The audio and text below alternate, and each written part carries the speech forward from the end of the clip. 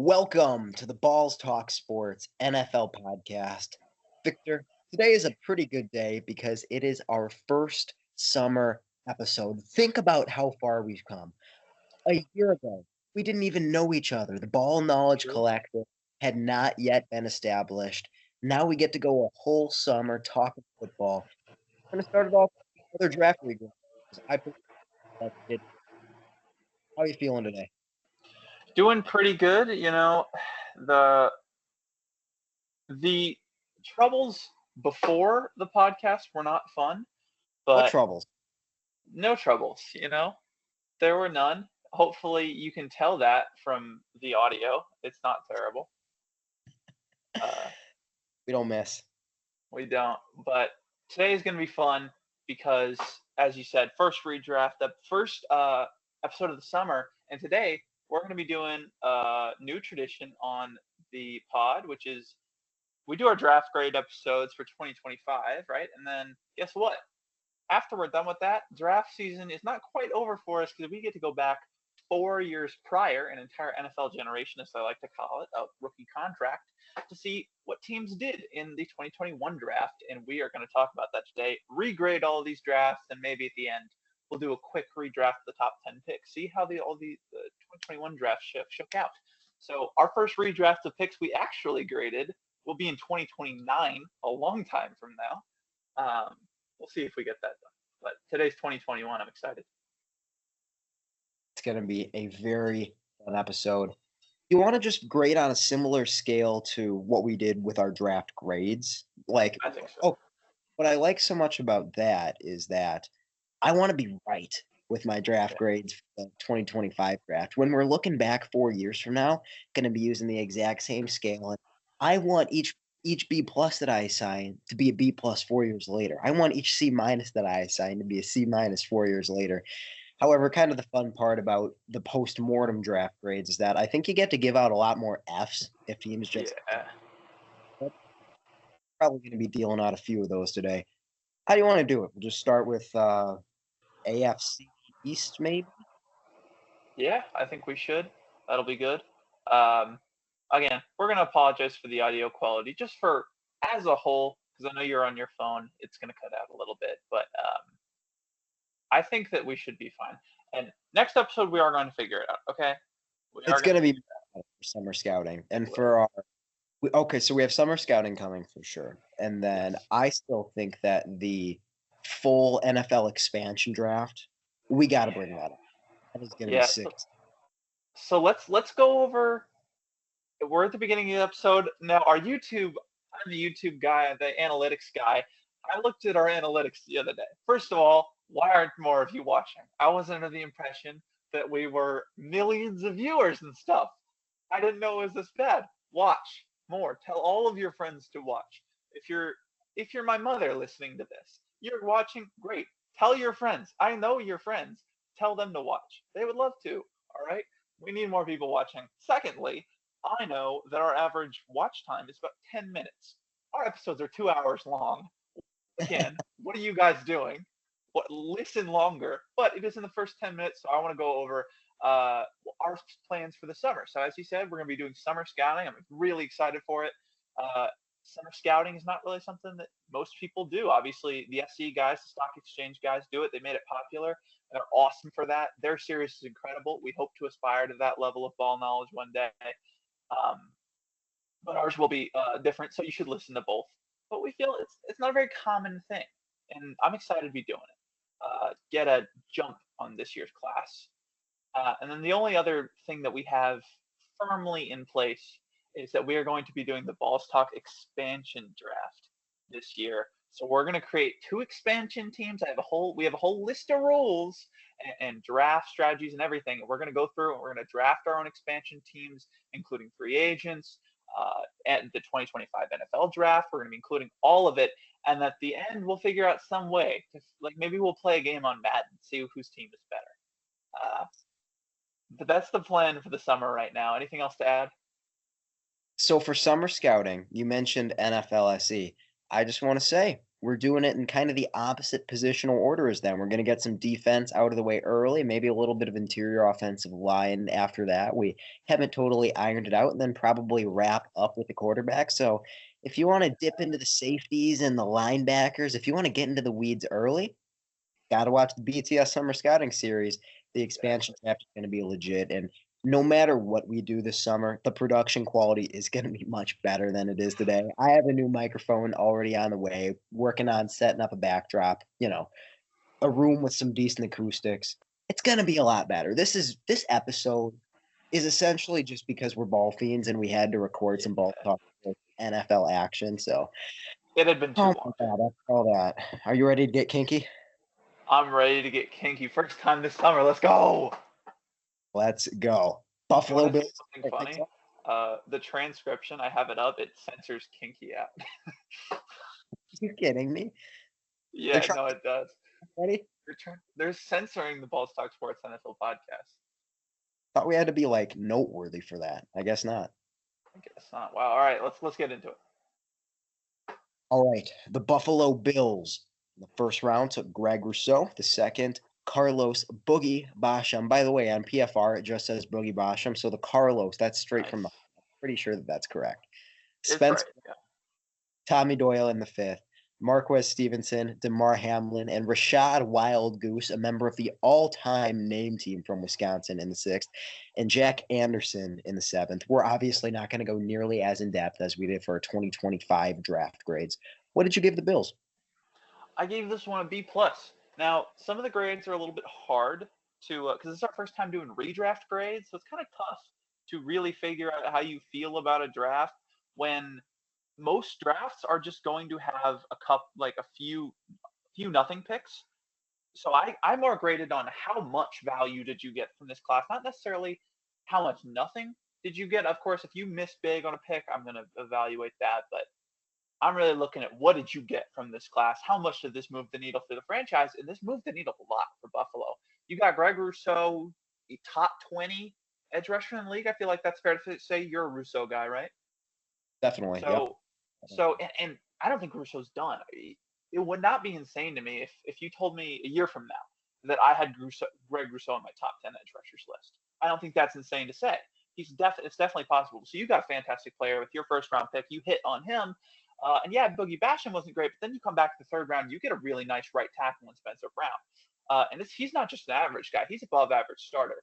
So you got two above average starters from one draft. That's a good draft, no matter how you slice it. And then down the board, you get a solid backup / replacement level starter in DeMar Hamlin, who is not done growing. So this is a nice draft. I give it a B plus. I also gave it a B plus. I think you hit the nail right on the head. Greg Rousseau at pick 30 is great value. He's still getting better. Spencer Brown broke out as the Bills' right tackle this year. That's exceptional value in the third round. And then outside of that, really the only other contributor you get is DeMar Hamlin. Even if he's not a perfect player, I'll absolutely take Hamlin in the sixth round. It wasn't exceptional. It wasn't perfect. They didn't maximize every pick, but they got a pair of really solid dudes who could contribute to a deep playoff run moving into the future as they get better. B plus for me as well. And then next up, we have the Miami Dolphins. And unless you have a better way to do this, I do have to look up NFL teams, draftees 2021 every time. So there will be about a second delay. So what I'm doing is I did pull up the 2021 NFL draft on Pro Football Reference, and I sorted by team. I'm scrolling down to that team. Ah, okay. So you can actually like break it up into one continuous thing with all the teams on PFR. Yeah, it sorts by alphabetical, so you'll have to look for a little bit, but I think it'll be quicker. Ah, that's a good idea. All right. I'll do that after the next one since I just brought up the Dolphins. A pair of first round picks. This And was tough. they were on the doubling up on Jalen's, kind of like the Texans did this year. I think actually. They were on that train. They took Jalen Waddle and Jalen Phillips in the first round, and then Javon Holland and Liam Eichenberg in the second, Hunter Long in the third, and then a long hiatus until their next picks, Larnell Coleman and Jared Dokes in the seventh round. Where did you give the Dolphins? Oh man, this was probably one of the toughest to regrade for me. I ended up with a B plus because ultimately this draft did move the needle quite a bit for you. You got an all-pro safety. I believe he made an all-pro team. And Javon Holland in the second round. Really a solid starter in Liam Eichenberg. And then Jalen Waddle and Jalen Phillips made this really tough to grade because how do you view Jalen Waddle? Seems like nobody gives the same answer at this point. And if we do top 10 position grades, he won't be on that list, but I'm sure we'll talk about him because we'll talk about a lot of receivers, a lot of guys who don't make the list. Because Waddle was a guy that a year ago people were saying, hey, this time next year he could be a top 10 receiver, and then he just kind of falls off the map. And is it Tua? Who knows? Is it the system, Mike McDaniel? What's going on with Jalen Waddle? It's hard to grade that pick. Spending the 6th pick in the draft on a receiver who, when he's on, he looks really good, but he hasn't been on often, and nobody can really tell why he's not on often because he's a damn good football player. That's tough to grade. And then Jalen Phillips, he's a really solid edge rusher when healthy, but that's been the issue with him. He's never been able to stay healthy for a season. So I gave this a B+ because you got a lot of value out of these picks, a lot of good players, but you spent a lot to get them, and they haven't been everything you'd hope for. It's a B+ for me as well. Back-to-back concurrences on B+. Like you said, the Jalen Waddle conversation is challenging because, sure, a great value at a high-value position. You spent the 6th overall pick at him, and even when he was at his best, I don't know that you would ever say that Jalen Waddle was worth 6th overall. It was more like he was on their trajectory to be worth 6th overall. And then Jalen Phillips, worth 18th overall if he could just stay healthy. And I am going to be a little bit more friendly to teams that had good process and took a great player, and the injury bug just kind of flared up with them. I know that Jalen Phillips had injury issues coming out of college, but the coin just landed on the wrong side for them, and he hasn't quite been able to stay healthy in the pros. Javon Holland, fantastic second-round pick, and Liam Eichenberg, not fantastic or anything, but I think you'll take that in the second round every time. A really steady offense. Nothing else really down the board. It's a B+ here as well. Start writing, so I have them. This year, we won't really get one thing that's very fun about redraft grades, like 2021. You're going far back to see these. You get to see where you hit and where you didn't. In a few years, we'll be able to start looking at like when we were real ball knowers, when we were really diving into the draft, watching tape and all that. This year, we won't get to do as much of what did we think of that player at the time because we weren't really doing much draft stuff at the time. I think I was tuned into the draft on this year. I watched a couple players. That was the year before that. So we don't. I just wanted to add that we don't really get to talk about how we felt about them at the time. If you're looking for that, probably not the place. Come back next year because I had some takes in 2022, and I had some in 2021. I looked at quarterbacks this year. That was it, and receivers. I've always been a receiver guy. I didn't start really like deep diving on the draft till, well, honestly, probably till this year. This was my first year of getting into tape on a lot of the day 2 guys, for example. Like I was watching some guys as early as I think this draft, but it's going to be a while before you get into the deep ball knowledge. So when we're here 4 years from now, that's going to be one hell of an episode. Awesome. Next up, we have the New York Jets, and let me control F to them on Pro Football Reference. Thank you, Victor. Zach Wilson at number 2. Zach Wilson draft.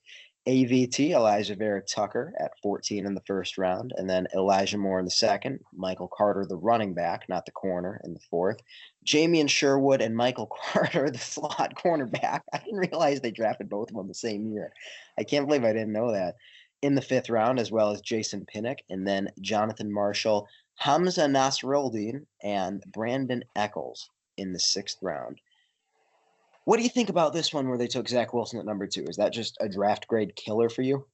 You know what?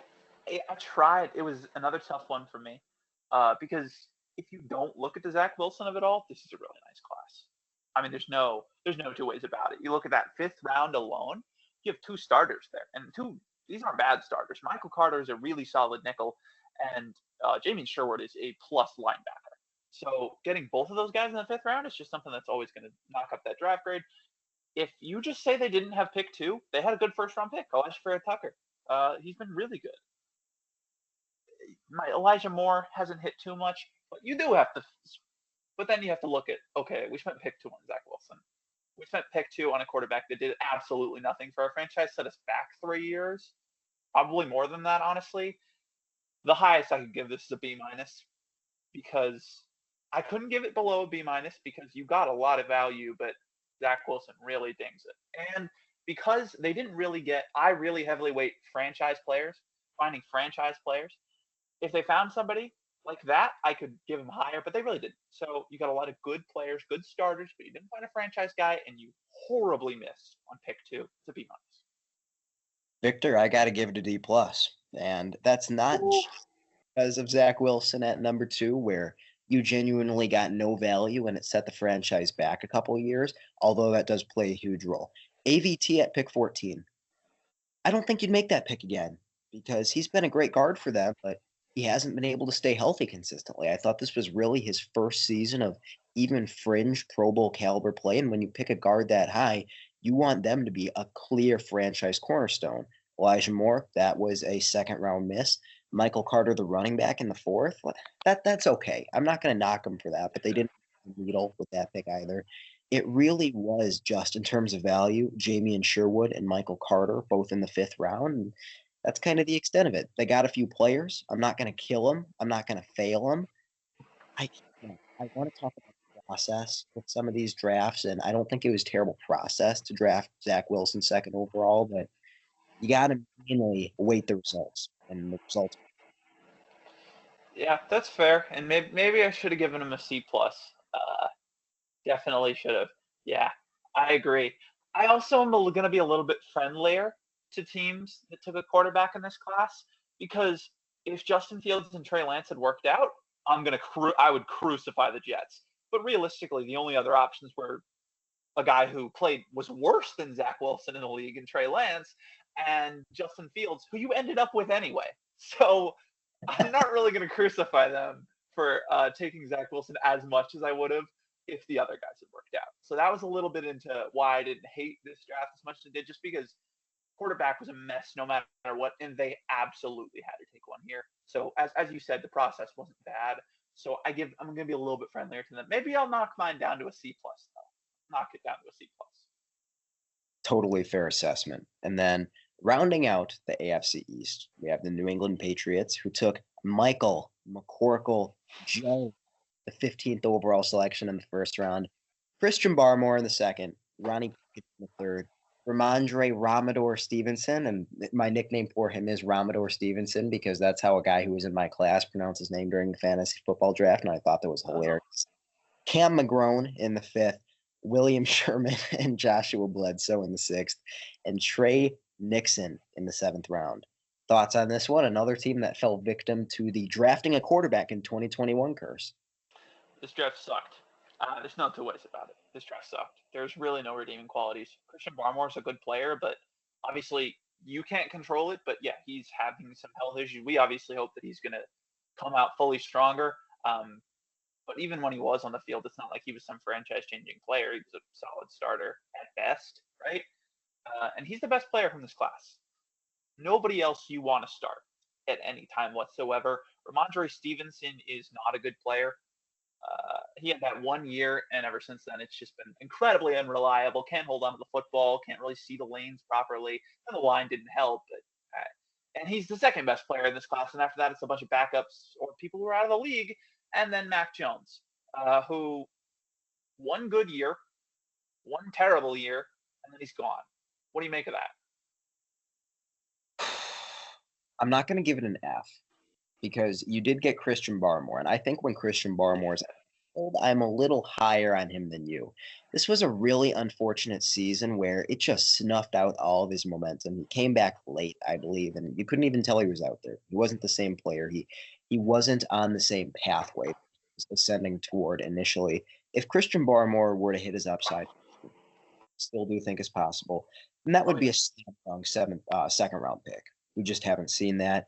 When you talk about the process, I didn't love Mac Jones at 15 when they made it. However, I kind of wonder how much the Patriots ruined him because there were some flashes early on. And traditionally, when a quarterback regresses, especially, not a particularly high variance quarterback like Mac Jones, that's some institutional franchise level issue there. And kind of the same thing happened with Ramondre Stevenson, where he had flashes earlier on in the career. Maybe that was more of a flash in the pan type of deal. I still think that he's a functional player if he can hold on to the football. And he was also one of the first guys I identified before they were prospects. That was like, this guy might be talented. Watching him just people. So I gotta favor the Ramondre Stevenson pick a little bit. I gave him a D minus. Like it's terrible, but it's not absolute bottom of the barrel. It's a high D minus. Yeah, I gave him a D. Uh, it was rough. For the Mac Jones pick, also, I do feel like in the first round only, it is important to look at the players surrounding him. Who could you have taken? Let me just read off the names that were taken after Mac Jones: Zaven Collins, Alex Leatherwood, Jalen Phillips, Jamin Davis, Kadarius Toney, Kwity Paye, Caleb Farley. Not a lot of great stuff there, right? Kwity Paye's fine. Zaven Collins is fine. And then after that, Christian Darrisaw, and he was being talked about earlier. So you could have taken him here, and obviously that would have been a great pick. But I mean, the group of talent here, it's not like it was mind blowing. You didn't pass up on much, really. So I'm going to be a little bit friendlier to them for that. But overall, you missed on a quarterback in the first round. It's just going to dock your grade. And when you don't do anything after that, it's just a bad draft. You know what? I think I am going to move this up to a D because it did feel like they kind of got screwed by factors outside their control. And even then, it's not like you came away with absolutely nothing. Hey, Yeah, Mac Jones is still like a good backup quarterback. So for Jacksonville. But Jacksonville. Okay, that's kind of another challenging conversation is what do you do when you draft a player who just doesn't work out for your team, but the talent is clearly there? Do you get any of the credit for that? Because it's like you I'll spotted give the you a little. maximize it. Yeah, I agree. Give him a little. I give you a little credit. Yeah. Now changing conferences over to the NFC East. Start things off with Philly. Yeah. All right, Devontae Smith, the Slim Reaper, in the first round, and then Landon Dickerson in the second, Milton Williams in the third, Zach McPherson in the fourth, Kenneth Gainwell in the fifth, Teron Jackson, Jacoby Stevens, Marlon Tuipulotu in the sixth, and Patrick Johnson in the seventh. Look, I'm making all these grades up on the spot. I didn't prepare any of them like you did. This might be the first A that I give out. In fact, yeah, they didn't miss on their day one and two picks. This is definitely an A. And I think that's where I'm going to leave it because after days one and two, you got Kenneth Gainwell, who is a really unique type of running back in that you drafted him and they just kind of slowly work their way up the depth chart for you. Usually it's like getting nothing out of fifth round running back or maybe like it's rare that they kind of just sit in the woodwork and eventually turn into one of the better backups in the NFL. So that's a solid value, I think, for Cage. Ushered in a new prototype of interior rusher. I think we saw how much he went out and got paid is truly just passing down specialist. Landon Dickerson has been a stud, a big part of the reason that they can run the ball down teams' throats and just have that elite offensive line continuity. And I think you would spend pick number 10 on Devontae Smith again. This is a firm A for me. I agree. Like you said, they didn't miss on their first three picks. I mean, those are all Pro Bowl caliber players. Say what you will about Milton Williams, I think he's there. I didn't get, like you said, I didn't give it an A plus either though because you didn't make the most out of day three, and I don't think, maybe I'm wrong about Devontae Smith. I don't think you got a franchise player in this class. Ooh, okay. Like I think Interesting. everybody has a different definition of franchise player, but realistically, Devontae Smith is your wide receiver two, and if he was your wide receiver one, if he was their wide receiver one, and AJ Brown was a tier worse than Devontae Smith was, do you think this team wins a Super Bowl? Maybe, but I'm a lot less confident they do it without AJ Brown, with Smitty as their wide receiver one. I love Smitty. I think he's a top 15 wide receiver in the league. I don't think he's a franchise wide receiver. So that's not an A plus. If you took Jamar Chase at 10, which he was already gone, but if you took Jamar Chase at 10, this is an A plus. Smitty's still a great player, but it's going to be an A. So there's our first A handed out mutually. Now onto the Washington Commanders. Were they the Commanders at this point, or hadn't they changed their name yet? I think they were the football team. I think the Oh, I love that. Yeah. They should have stayed the football team. I don't mind Commanders. It was the equivalent of a check down for your franchise. yeah. Football team better. I know like some soccer It's club I think have sort of throwback names like that. Some minor league baseball teams. I like that. I like it a lot.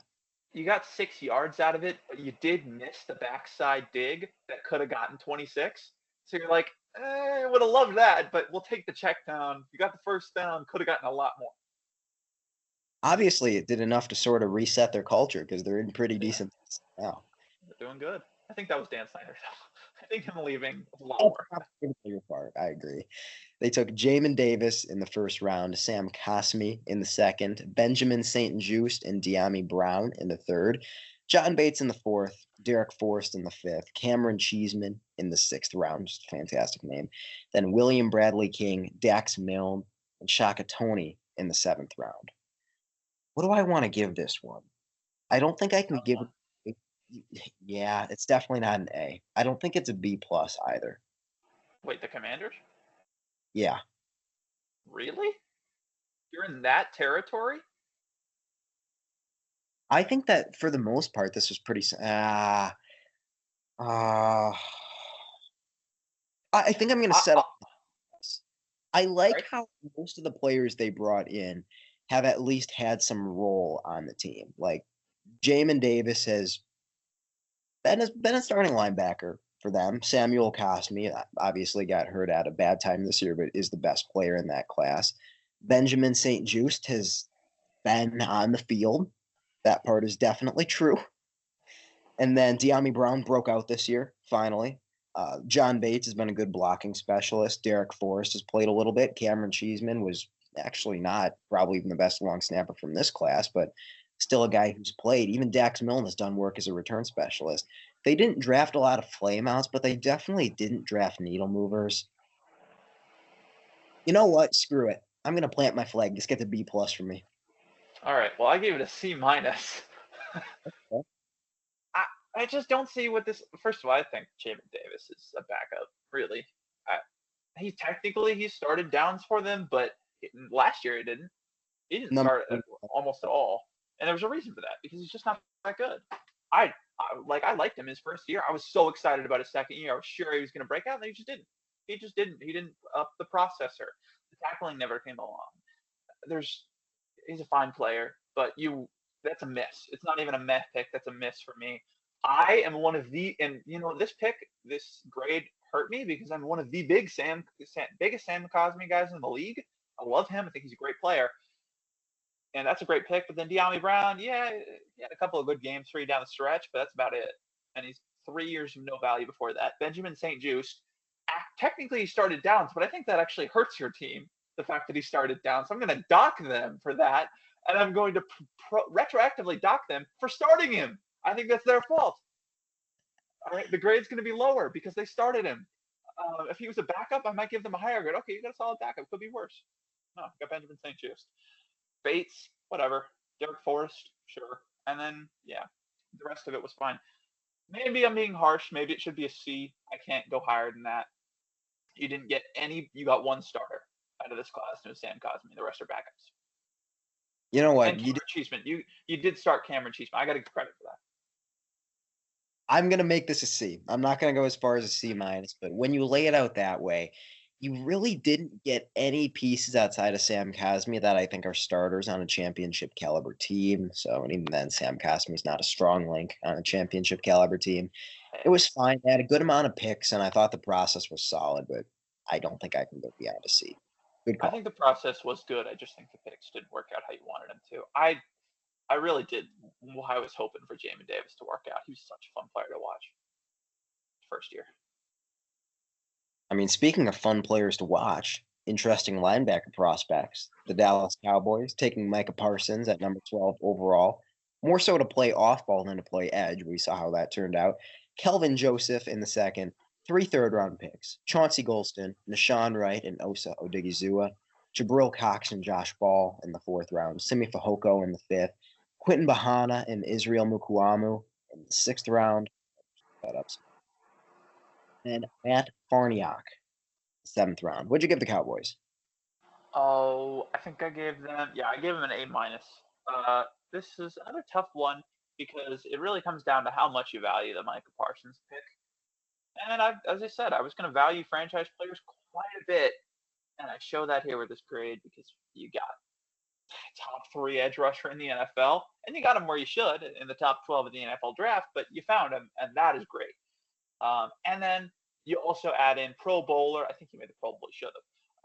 Osei Dugazua, one of the best pass rushing interiors in the league, and Chauncey Golston, a really solid rotational edge rusher. You revamped your D line with this entire class. It's a position group that is one of the best in the NFL almost entirely because of this draft. Give it an A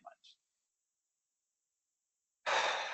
Maybe this is a bit of a take, but I think I'm going to give him a B, and that's going to put him below the and Dolphins. And it does come down to just me sort of valuing continuity with picks because obviously the Micah Parsons pick was fantastic. A bona fide top 4, probably top 3 edge rusher in the NFL, a game wrecker.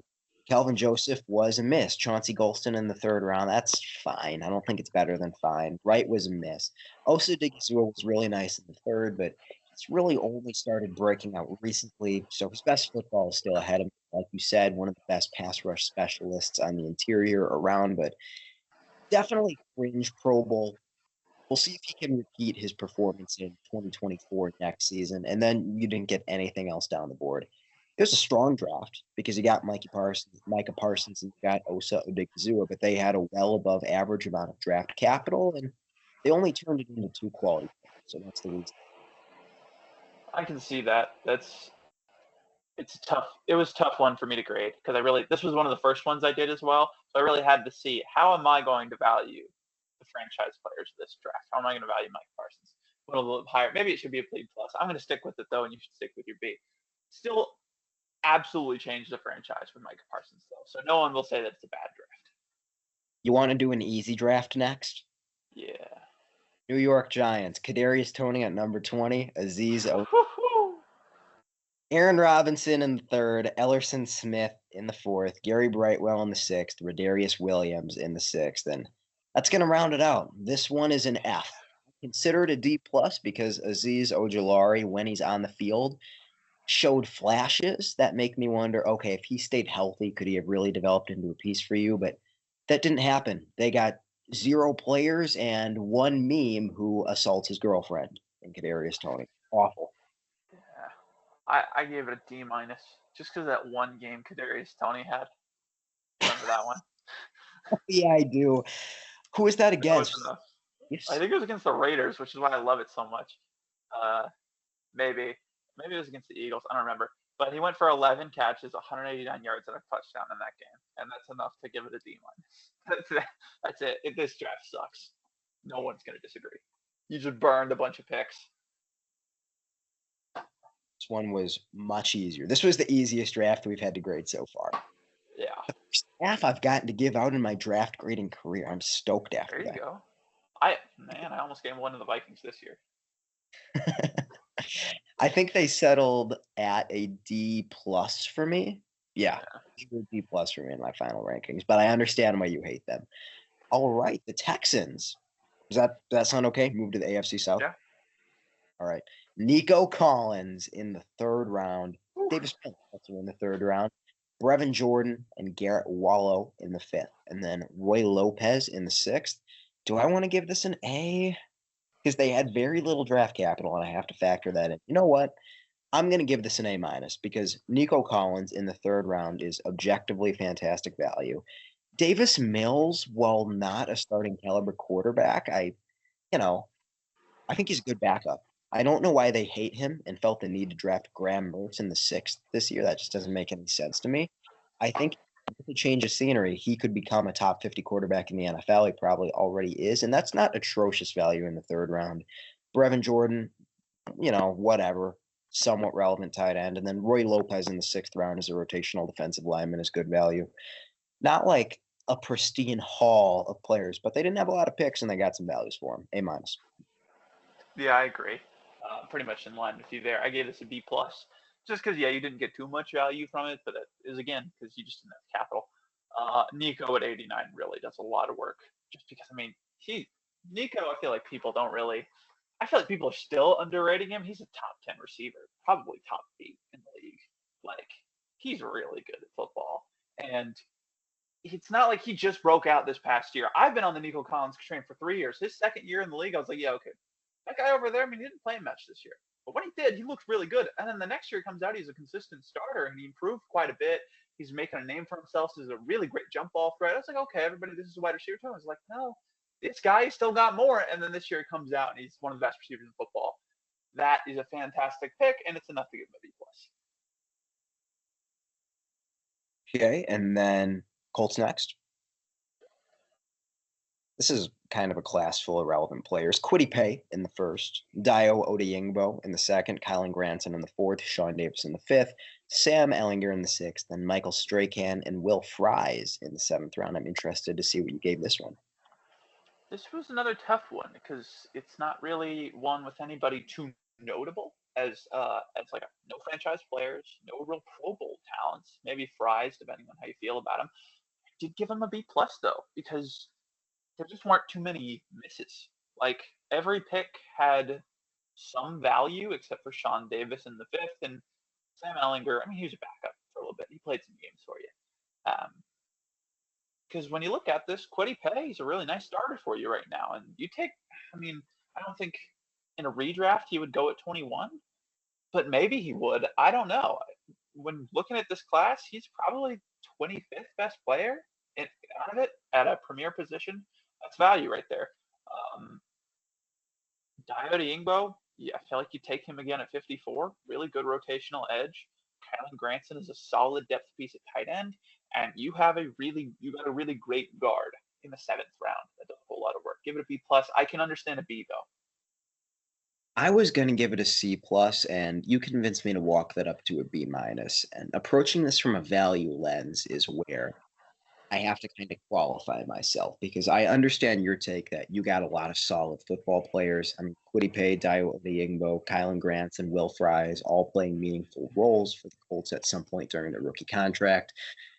I don't think Kwity Paye goes particularly close to 21 in a redraft. I think he is an adequate number two edge, and adequate number two edge isn't a player you're overly excited about. I would much rather have Dio at 54 than Kwity Paye at. Kylan Granson in the fourth was fine. I mean, that's maybe even a little bit of a rich price tag for Kylan Granson, but it's a fourth round pick. You got a guy who's on the roster. That's fine. Then Will Fries at seven is fantastic, but there's a reason he only has 12 approximate value. It took him a while to get on the field. He had to develop.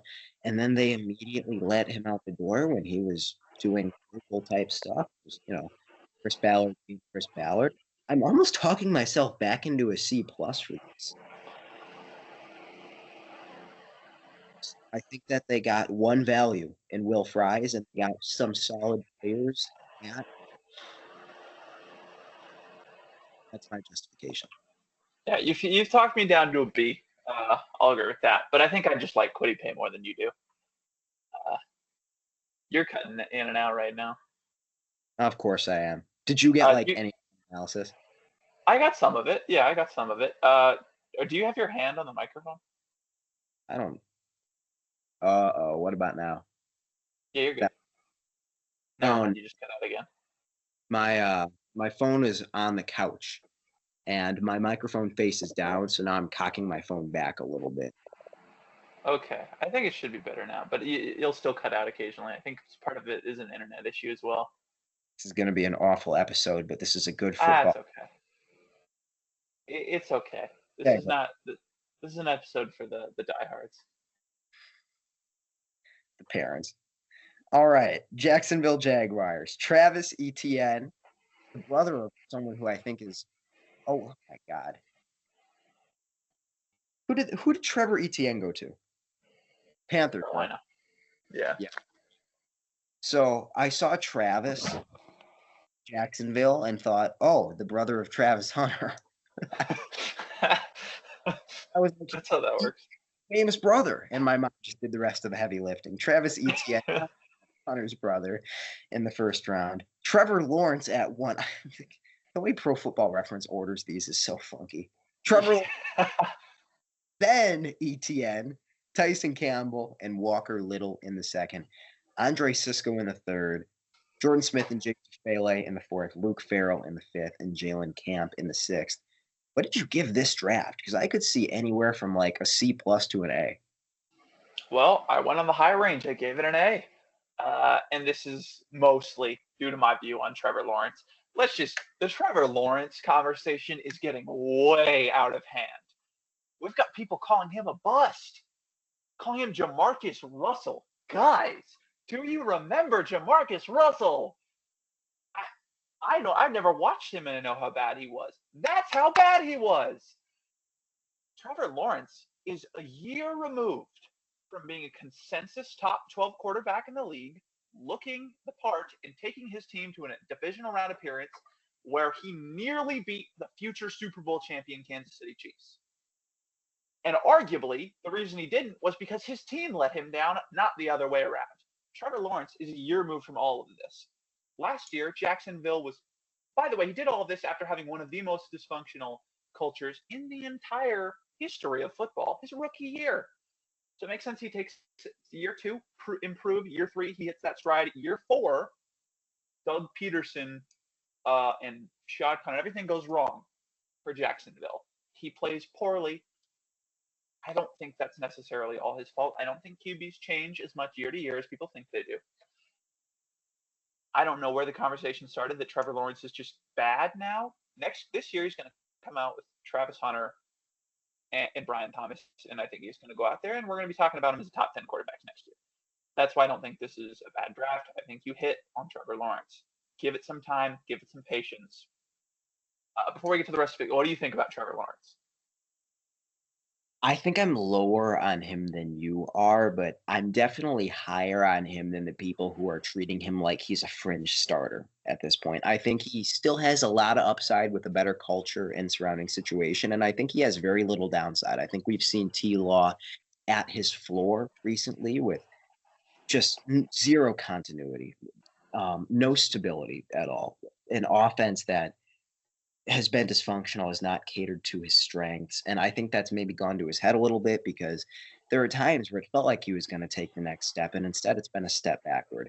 This is a make or break year for Trevor Lawrence. He has not been worth the number 1 overall pick. I don't think he's ever been a tier 2 quarterback, even. I think he's firmly been wedged in tier 3, but I still think tier 2 could be in the cards. If I had to grade that pick specifically, I think I would give it a B minus. I'm going to be higher on the Jags draft overall than I am on the Lawrence pick. Yeah, because the rest of the draft is really good too. There's a reason I got the A. That's because you found a really good Pro Bowl starting cornerback in Tyson Campbell at 33, and then you found a good starter in Walker Little at 45. And down the board, not the most impressive, but J2 Fele, rotational guy, and you also got Andre Cisco, a nice starter at safety. You got 4 starters out of this class, and that is rare to find. And not 4 bad. You have 4 good starters out of this class. And you didn't even mention Travis Etienne, who I think was a really good. Oh yeah, Travis Etienne. Yeah.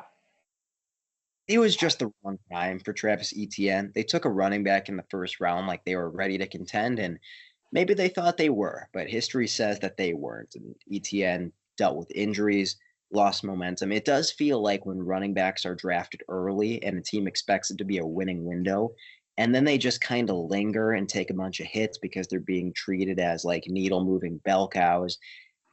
Those kind of backs do fall off after 4 or 5 seasons. I just think they ultimately used Travis Etienne the wrong way. I think the process was not abysmal. They got a good football player. That's what matters. But the Tyson Campbell pick at 33, that was better. The only good part of their secondary last year, other than maybe Andre Cisco, who I think was hurt for stretches last season. You didn't feel his presence, but he's been a quality safety. Walker Little, when he's been on the field, has been solid. And then Jay Tufele and Luke Farrell, good depth pieces for them. A minus, and honestly, that's trending toward the higher part of A minus. If Trevor Lawrence ends up emerging as like even the 9th or 10th best quarterback in the NFL, he doesn't have to reach his physical ceiling. This could be an A to an A plus draft. So very solid for Jacksonville. Yeah. I literally forgot about Travis Etienne because of the way the PFR organizes it. But yeah, it's 5 quality starters out of a draft. Jaguars' first overall pick, Travis Etienne. That's it. Yeah, 5 quality starters is just rare to find in a draft. It deserves an A. No, they did have a ton of picks, but still, they hit on That's true. That's true. You got to give it to them. All right, who's next? Next up, is Tennessee, who took Caleb Farley in the first round. That's one that just kind of Dylan Radins in the second, Monty Rice and Elijah Molden in the third, Des Fitzpatrick and Rashad Weaver in the fourth, and then Racy McMath and Brady Breeze in the sixth round. Oh man, I think I got to give this one a D, and I'm kind of teetering on minus, but no, I'm gonna stick with D because Caleb Farley had injury issues coming out of college, and his body just could not hold up. So even though they didn't get any value out of him, I wouldn't straight up flunk them for that pick. If it was out Dylan Radins in the second round started some games at guard, had a good game or two. I forget where he's at right now. I know he's out the door, but not terrible. Obviously not good, but not a zero. Monty Rice has been mostly a special teamer. That's nothing. But Elijah Molden, solid defensive back. Oh man, do I really want to go D minus here? I'm gonna stick with the D. What did you give? I gave him a D as well.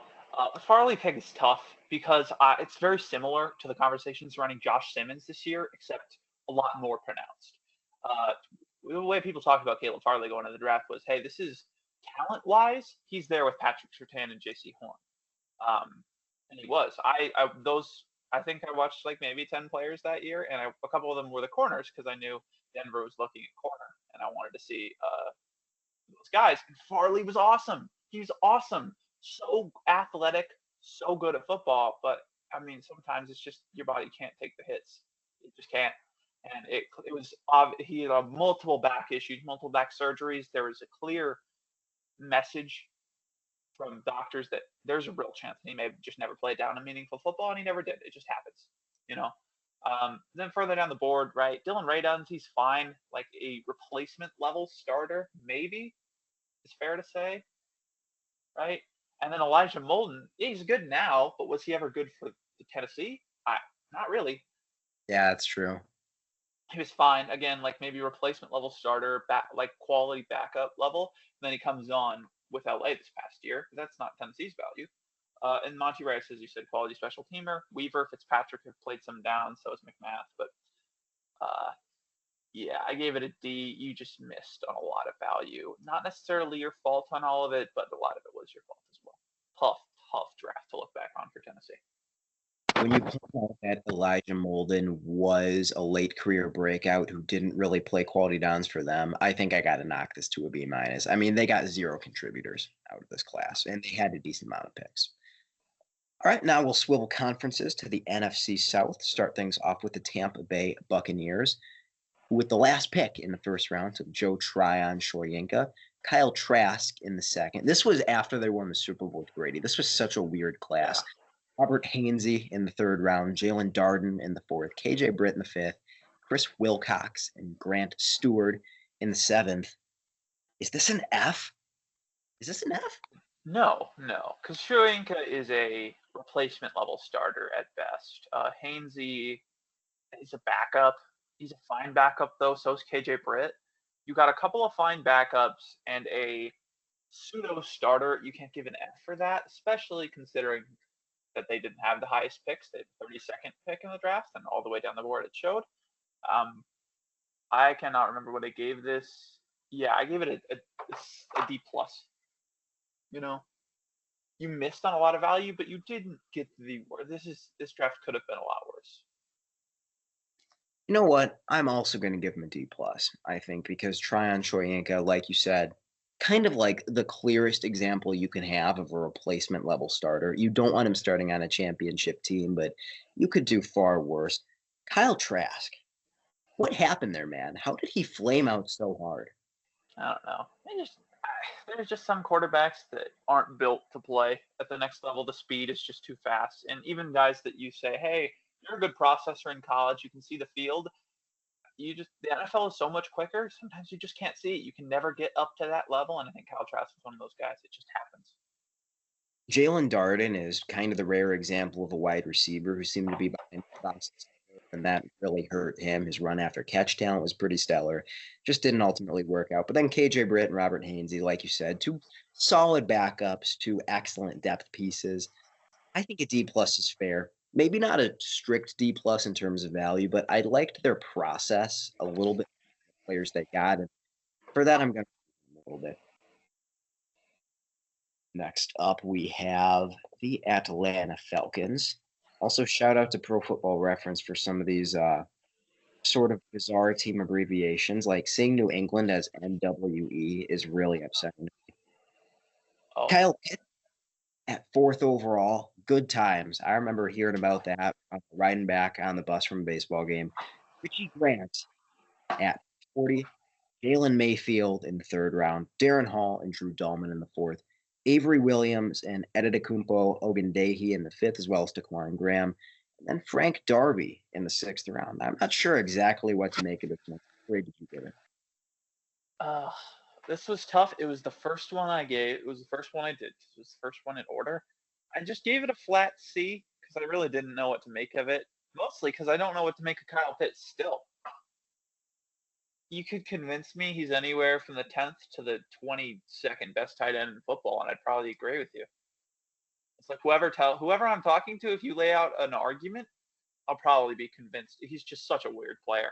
And you spent the fourth overall pick on a tight end, and it didn't work out, right? I mean, he's a starter, but if you told me this pick worked out how you wanted it to, you'd be lying. But then down the board, right, you get Richie Grant. He's a starter. Maybe Drew Dahlman is really good, but really he really only hit his ceiling last year, and now he's gone. Darren Hall is a fine depth piece. Same with Adetokunbo Ogundeji. Same with Taquan Graham and Frank Darby for a little bit. So you got plenty of depth down the board, but did you really move the needle too much to the franchise? I don't think so. So I gave it a C. I gave it a D. I thought that this draft was pretty awful. And part of that is I don't even know if Kyle starts on a good football team. It feels like Pitts is one of those players, and I kind of have this suspicion about Jerry Jeudy as well, for example. But Jeudy did kind of tighten up his play style down the stretch last year. Maybe Jeudy just is having a late career emergence where I think they could produce on a bad team. But I feel like the way that they impact offensive cohesion could actually make a solid unit worse. It's like subtraction by addition. Say if you put him on like the Kansas City Chiefs. And to get that sort of player at number 4 overall in the first, I mean, that's awful. That's an F. I think the Kyle Pitts selection is an F. Whenever I think of Kyle Pitts, all I can think of is him catching a stick route from Michael Penix Jr. that hits him in the head, Yeah. and tossing it to the defensive back for Penix's first career interception. Imagine what's going through Penix Jr.'s head at that point. Is he like, so this is what it's like to be a Falcons quarterback? Like, this is I think Kyle Pitts had that sort of foundational impact on him. Richie Grant, not good value in the second round, but it's fine. You got a player who started games for you, replacement level starter.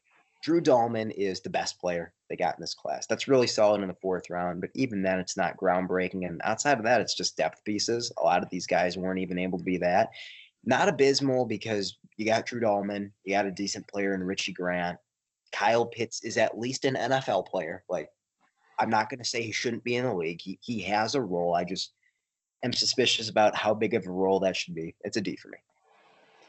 Yeah, I'll never fault the Falcons for making the Kyle Pitts pick because, man, I watched Kyle Pitts. I would have taken him at number 1. There was nobody like him. That's why I couldn't say Tyler Warren was the best tight end I've ever watched because I watched Kyle Pitts. He was the first tight end I ever watched, probably the best tight end I'll ever watch coming out of college. Nobody can compete with that in college. He was truly dominant at Florida. Put him at receiver, tight end, put him at left tackle, he would have won. And he didn't work out in the league, and that just happens sometimes. You'll draft this guy, surefire, superstar, and they just don't work out. And like you said, maybe it was something with cohesion. Maybe he just doesn't know how to be part of an NFL offense. His skill set is so unique that they just could never figure. It's like we talk about Isaiah Simmons. He could just never find a position. He could never find a role. That's a perfectly valid thing to say for Kyle Pitts as well. He just never could find a role. Had all the talent in the world, just couldn't make it work. And it happens. I'll never fault you for making that pick though, because every GM would have done the exact same thing. And it's tough though. It's tough. But that Penix play, I know that everyone at PFF, the second they saw that play, they started cheering because they're like, we get more ammo for turnover-worthy plays, right? Yeah, that's a Like, great. Did they assign one to Penix or not to Penix? Did they assign one to Kyle Pitts on that? I wonder. no, they need to start doing that. But I guarantee that's been on so many commercials already. I guarantee you. Like, if they don't have a marketing team working that in, like, you want to know why we exist? It's because of plays like this.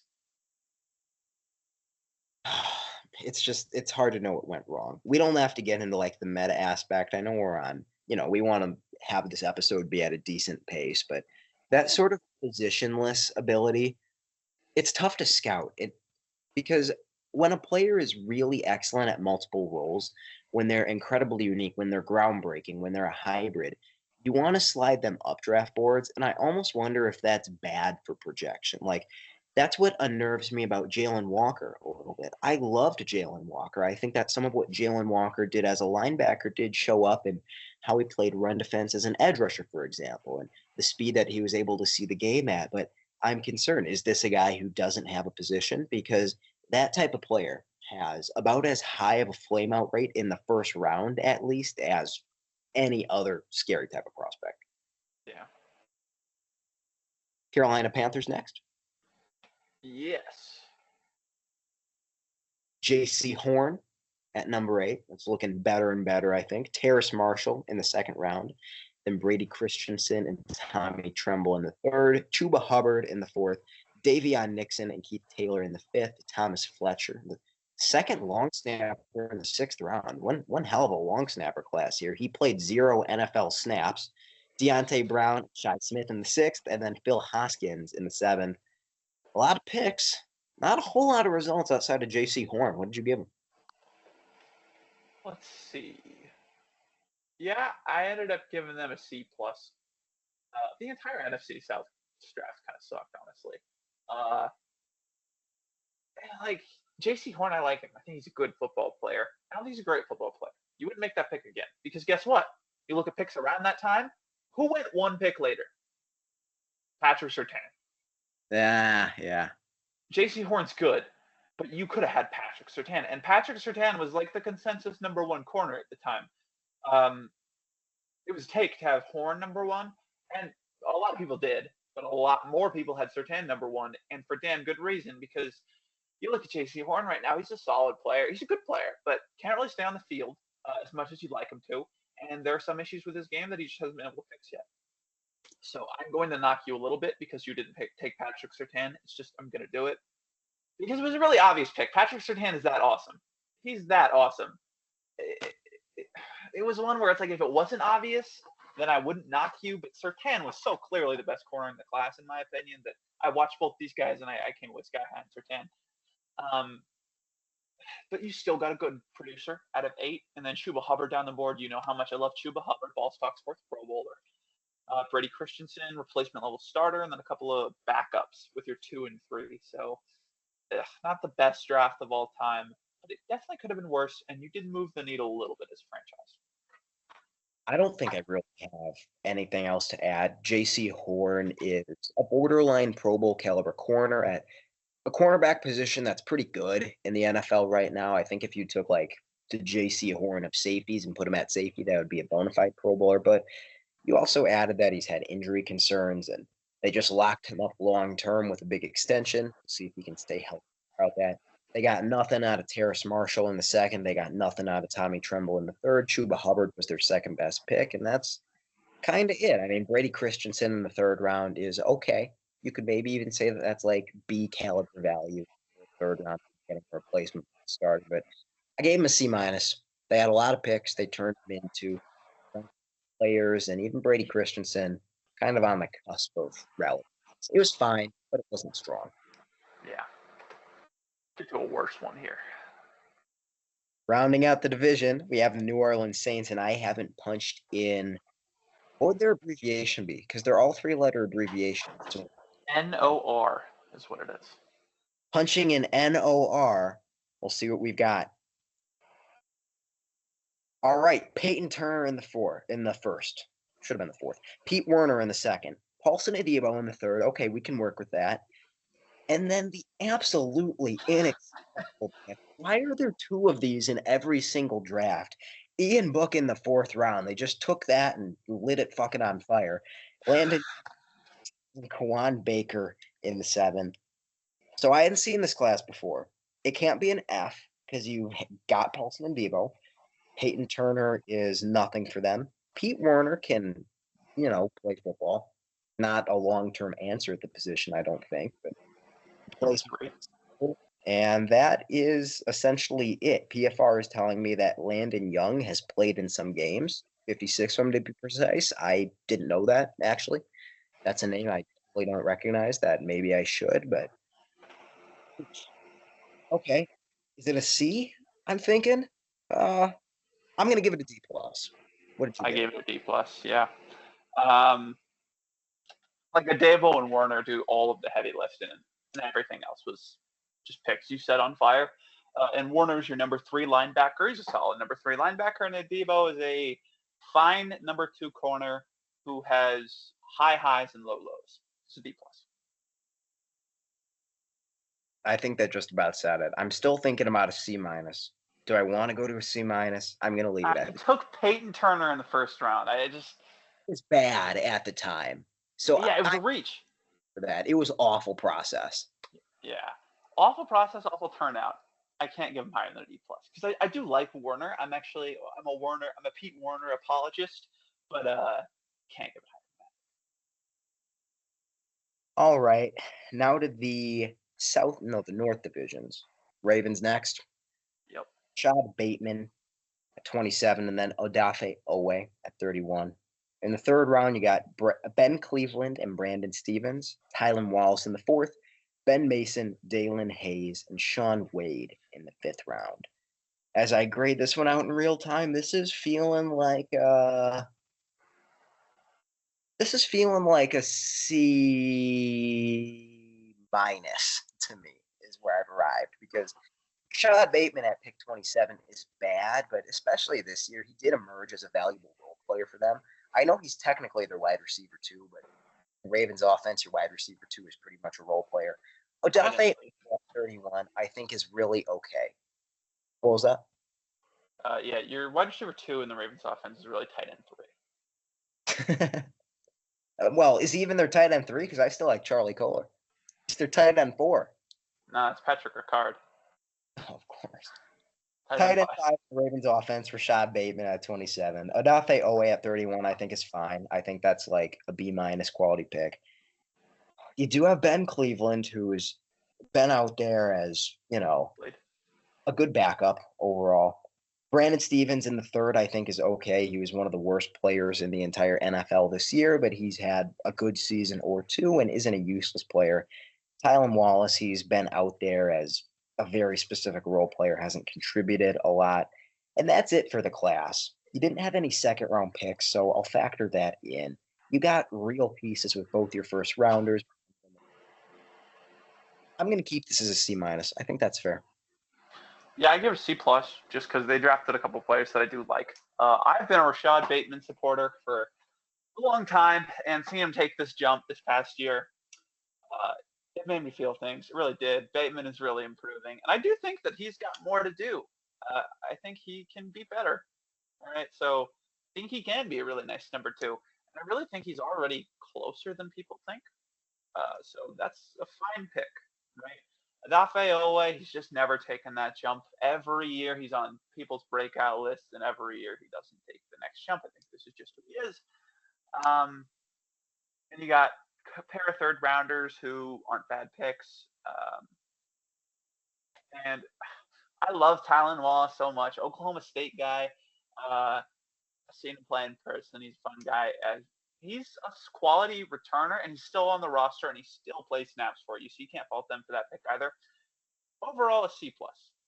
You got value, but you had 2 first-round picks, and you didn't come away with a player that like a Pro Bowl talent. You don't come away with Pro Bowl talent with 2 first-round picks. I'm gonna be a little worried. Maybe Bateman becomes that this year, but we haven't seen it. You did convince me to move up to a C because you got some decent values all around. You hardly threw away any of these picks. And looking back at these classes, in so many of them, you just didn't get any guys. So when you at least have some continuity, you have guys who are still playing snaps for you at the end of their rookie contract. That's harder to acquire than people realize. So I'm going to move Yeah. up to it. Next up, we have the Steelers, who are just the epitome of draft players who are going to be solid for you for a long time. Najee Harris at 24, Pat Fryermuth, excellent value in the second round. Kendrick Green in the third, Buddy Johnson, and Dan Moore, who went out and got a bag this year in free agency. In the fourth, Isaiah Loudermilk, another member of the Badgers all-name team in the fifth round. The cherry on top is the fact that it's Isaiah with two H's. That makes it so much better to me. Quincy Roche in the sixth, and then Presley Harvin, the punter, who I believe is still their punter, maybe made a Pro Bowl or two in the seventh round, as well as Trey Norwood. What grade did you give the Steelers, who feel like they're a B plus every single season? Well, I gave him a C plus this one because every season they take a player um, in the back half. They take somebody and turn them into a Pro Bowler. They didn't get a Pro Bowler in this class. They didn't get a franchise player. They didn't get a Pro Bowler. They just got a lot. I think Najee Harris actually made a Pro Bowl, but he shouldn't have. Um, It's the not yard if you, yeah, you of took a yard. running back at 24, right? And he didn't end up being good. He's fine, but he took a running back at 24 and he didn't end up being good. That's going to hurt. Fryermuth, he's good, but he's not great. Kendrick Green's a backup. Dan Moore is solid, definitely a value in the fourth round. And then, yeah, punter and Isaiah Loudermilk. This is a C plus. I don't really got much to say about it. You just didn't set the bar too high. You didn't move the franchise's needle too much, even though you did get competent football players. I'm going to hand them out a B minus, and this is the first B minus that I've given away. They just got a lot of decent players. I may be a little bit higher on Najee Harris than consensus. I don't think he's a revelation or anything, but they've never had some elite mauling offensive line for him to run behind. That's fair.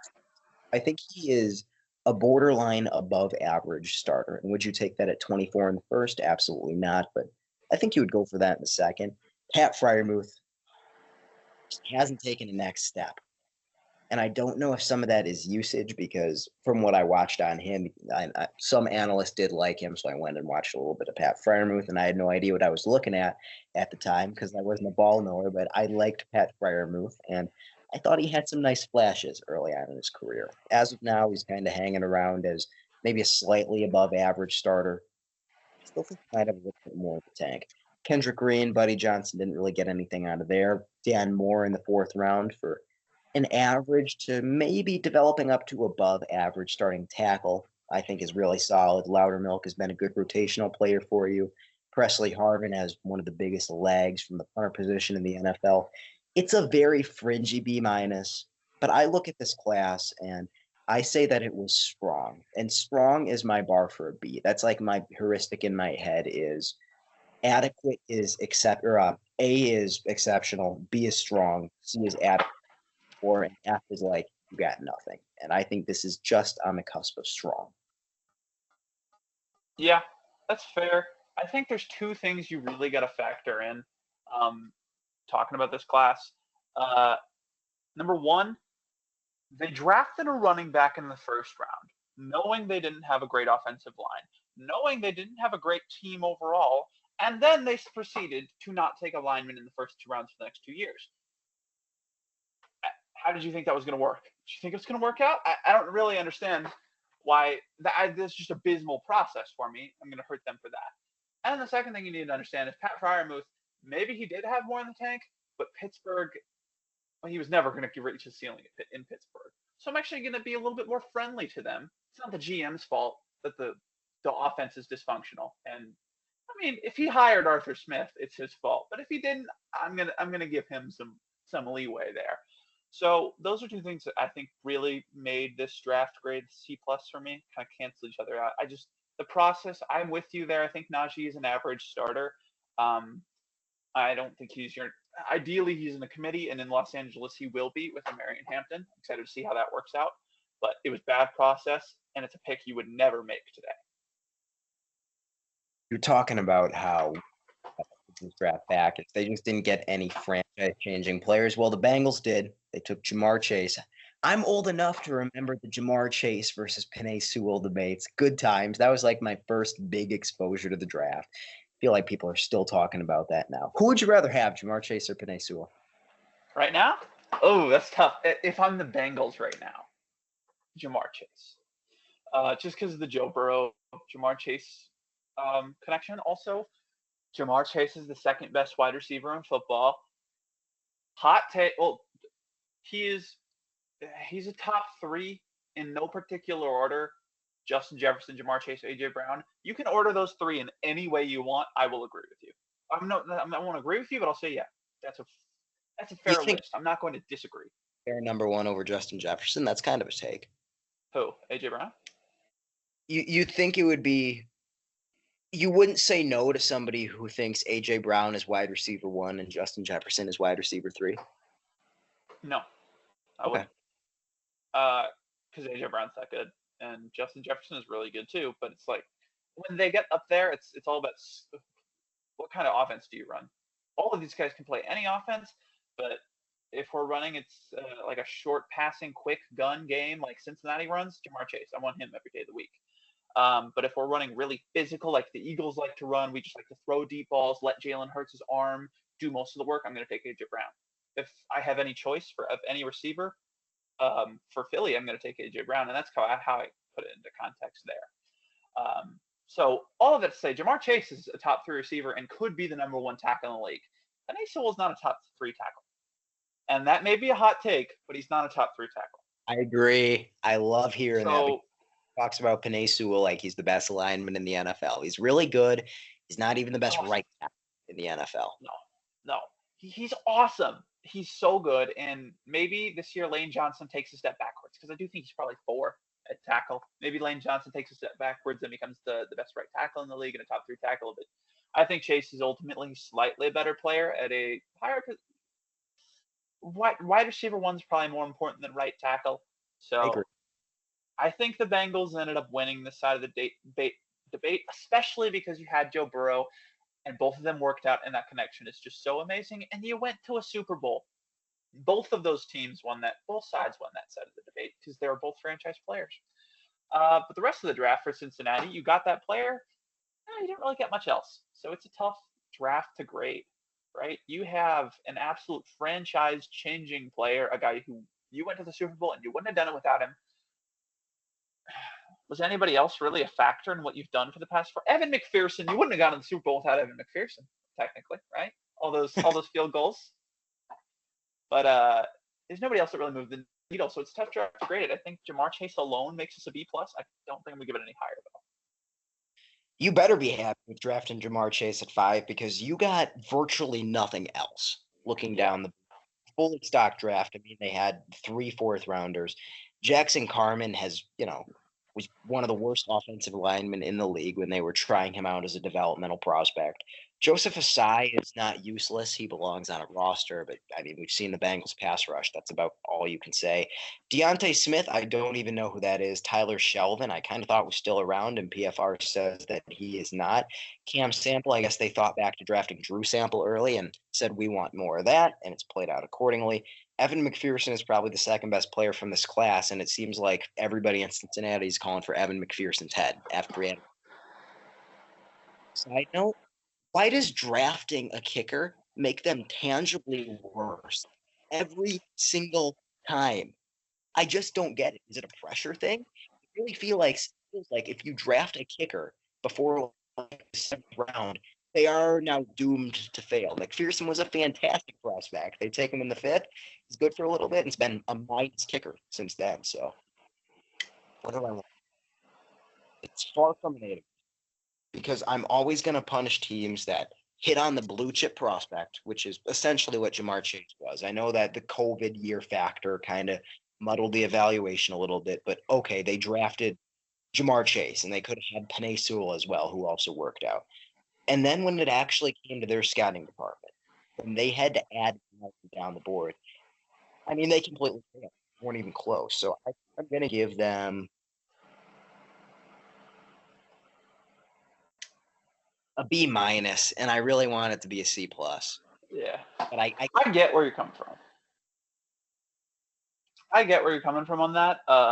It's a tough one to evaluate. It's just I will put so much stock in the fact that you did get Jamar Chase, even though it was a given, right? They were going to take him. Got such a good player. Maybe it should be a B, but also Osai. He's fine. Like, or maybe even terrible. replacement level starter. He could be worse. It's tough though. It's really tough.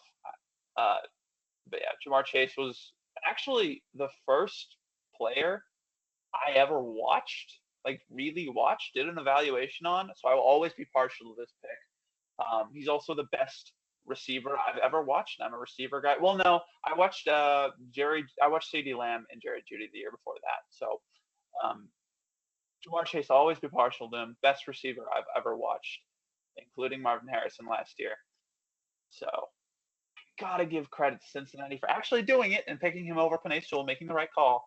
But that's about as much credit I can give him. Maybe it should, let's knock it down to a B, just because yeah, they did just set the rest of the draft on fire. I don't want to give them that much credit. Speaking of setting drafts on fire, we have the Cleveland Browns up next, and okay, maybe setting it on fire isn't the right way to put it, but this is another sort of makes me sad draft. Greg Newsome at 26 has had some really nice seasons for them, and is trending down in a big way, unfortunately. A team that's been dysfunctional. I think he's dealt with injuries as well.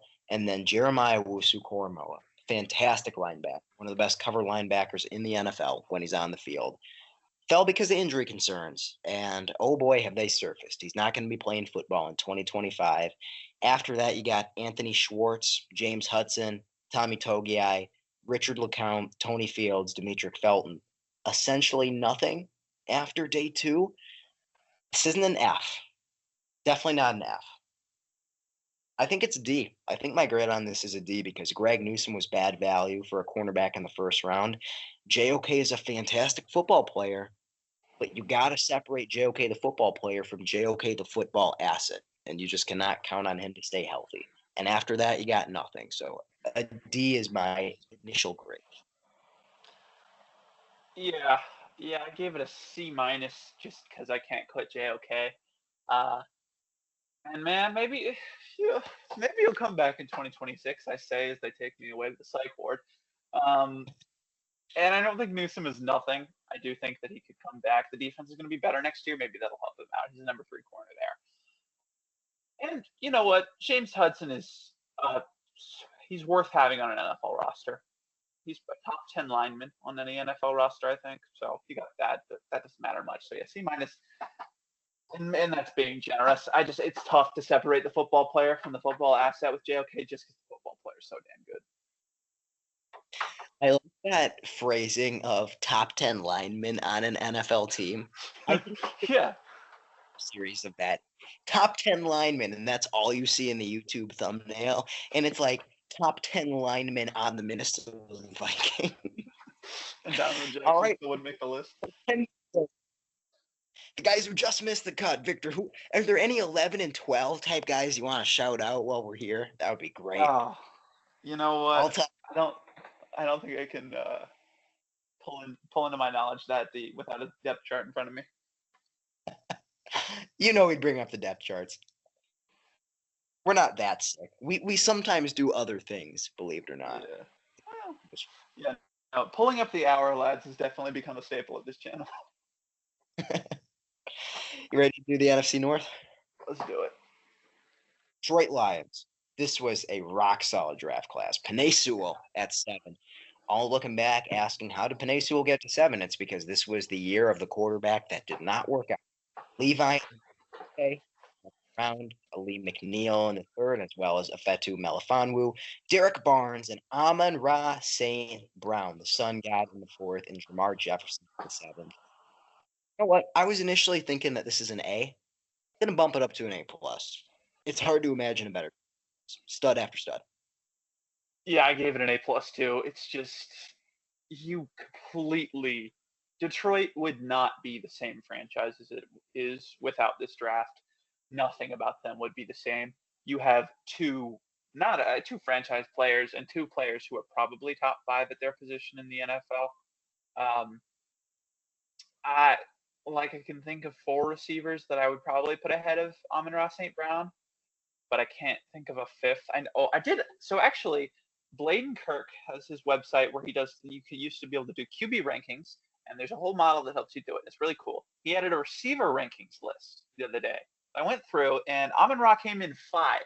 All right, so top 5 receiver in the league according to me. And Panay is top 5 tackle in the league. 2 game-changing players to fit with the system, and Aleem McNeil is also pretty damn good at football too. And Levi Onwuzurike's is probably a starter on most teams. Like Derek Barnes is a solid depth piece. Jamar Jefferson's even still in the league, right? I don't think he's playing for Detroit anymore, but yeah, right. So you had 6 picks. All of them are. You had 6 picks that are still on the team and playing meaningful roles, and 3 of them are really good starters, including 2 who are elite football players. That's the definition of an A+ draft. And finding one of them in the 4th round, I mean, that's just unheard of. Even Ifeatu Melifonwu, who they got at pick 101 deep into the 3rd round, was not a nothing for them. And when we're doing mock drafts, we're expecting every college player to fit into this neatly conformed role, and you're not getting into like the fringe roster guys till like the 7th round. That's just not how drafting actually works. It's not uncommon to pick a guy in the 3rd round and just have them be a nothing. And it took them until Jamar Jefferson in the 7th to draft that player. I mean, you're just taking flyers at that point. That was number 257. Fantastic draft from number 7 all the way down to Amon-Ra at number 112. No complaints about this one. Yeah, absolutely incredible. Now, let me see. Was this the only A+ I gave out? No, I gave out one more, and we have yet to get to it. I don't think it's going to be the Minnesota Vikings, who took Christian Darrisaw, really solid, at number 23, and then Chaz Surratt in the 3rd round, as well as Wyatt Davis, Patrick Jones, and Kellen Mond. They had 3 third-round picks and turned them into 0 good football players. Cam Bynum in the 4th, though, kind of fixes that. Janarius Robinson and Kane Wangu, all in the 4th round. Zach Davidson and Amir Smith-Marset in the 5th, and then Jalen Twyman in the 6th. What did you give Minnesota? Minnesota ended up giving them a B+. A B+ or a D+? Yeah, so I gave them, okay, B+ is a little high. Now I'm going to give them a B. I'm going to stand firmly on a B, all right? And I'm going to plant my flag because Christian Darrisaw is that good, and Cam Bynum in the 4th is really great value, and Patrick Jones is a competent NFL player. Yeah, it's just mostly because Christian Darrisaw is that good. But yeah, the rest of the class isn't great, but I mean, let's look at the class, right? Yeah, no, it's not good. I mean, I can't defend it, really. I can't defend a lot of these picks. Maybe a B is a mistake. Man, you take Christian Darrisaw at 23, you get an all-pro franchise left tackle. It is a win. It is a win of a draft, no matter what, if you get a franchise player. Even if every other pick sucked. I mean, we saw it for Cincinnati. You burned that entire class after Jamar Chase. It still completely changed your franchise. And while I don't think this did it because Darrisaw it hurt last year and really broke out in his 3rd year, he's still going to be such a value for you for the next 5 to 8 years. So, and you did get Cam Bynum, who is a quality starting safety in the 4th round. Pretty hard to find. So, what do you think? I gave it a C+ because I love Christian Darrisaw almost as much as you do. Definitive top 10 tackle in the NFL, pushing top 7, top 6. Now, what did he do? Tear his ACL this year, was it? I think it was that. I think he tore his ACL. Guys come back from stuff like that all the time. I'm just saying he's got to come back. It adds a little bit more fog of war into this equation when he's one of the 2 good players that you got. I like that they got him at 23. If this was something like the 8th overall pick, I probably wouldn't give this a C+. I'd be a little harsher on it. And then they don't pick again until the 3rd round where they get legitimately nothing out of that somehow. Well, Patrick Jones isn't nothing. Yeah. Jones is no. Probably don't take Patrick Jones in the 3rd round. And then you don't really get any. Sacks. 12 sacks in his career. That's not terrible. No, it's not terrible. I just think you don't take that in the 3rd round. It's not a value. It's like a C+ pick to me. That's fair. Outside of Cam Bynum, you didn't really get anyone else. I mean, Amir Smith-Marset is, played-ish. Cam Bynum is a really unique player. Not Pro Bowl caliber, but definitely quality caliber, and that's enough to bump it from a C to a C plus. That is my Yeah. justification. Let me write that into the doc real quick. As I'm watching this come together in real time for me, I like how it's pretty much an even distribution around C's. Makes me feel like I'm doing something right. There you go. Well, Packers. we're gonna get to some really good teams. The West, the AFC West did a really good job. I'll just say that.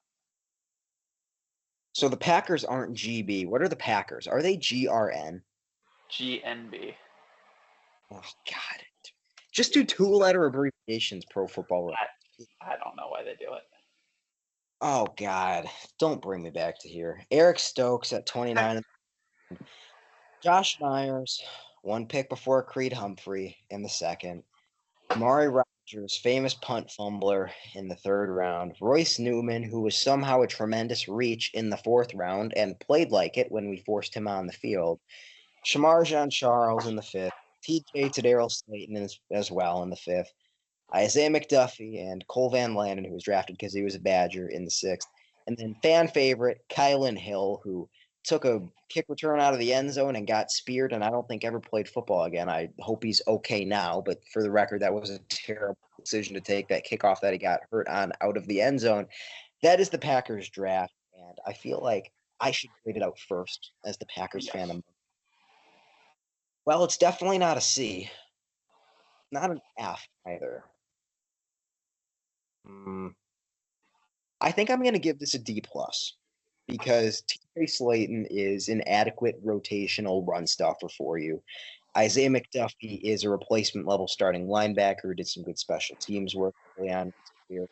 Josh Myers is, I think, a replacement level starter at center. He was before that.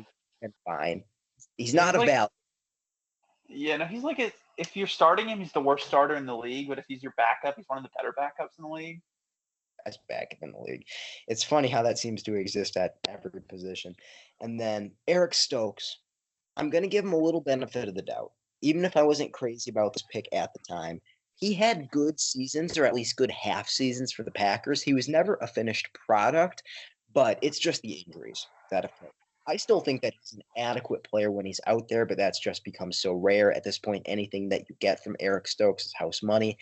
They got some players. The process maybe wasn't quite as egregious as I initially thought, but definitely not a good draft.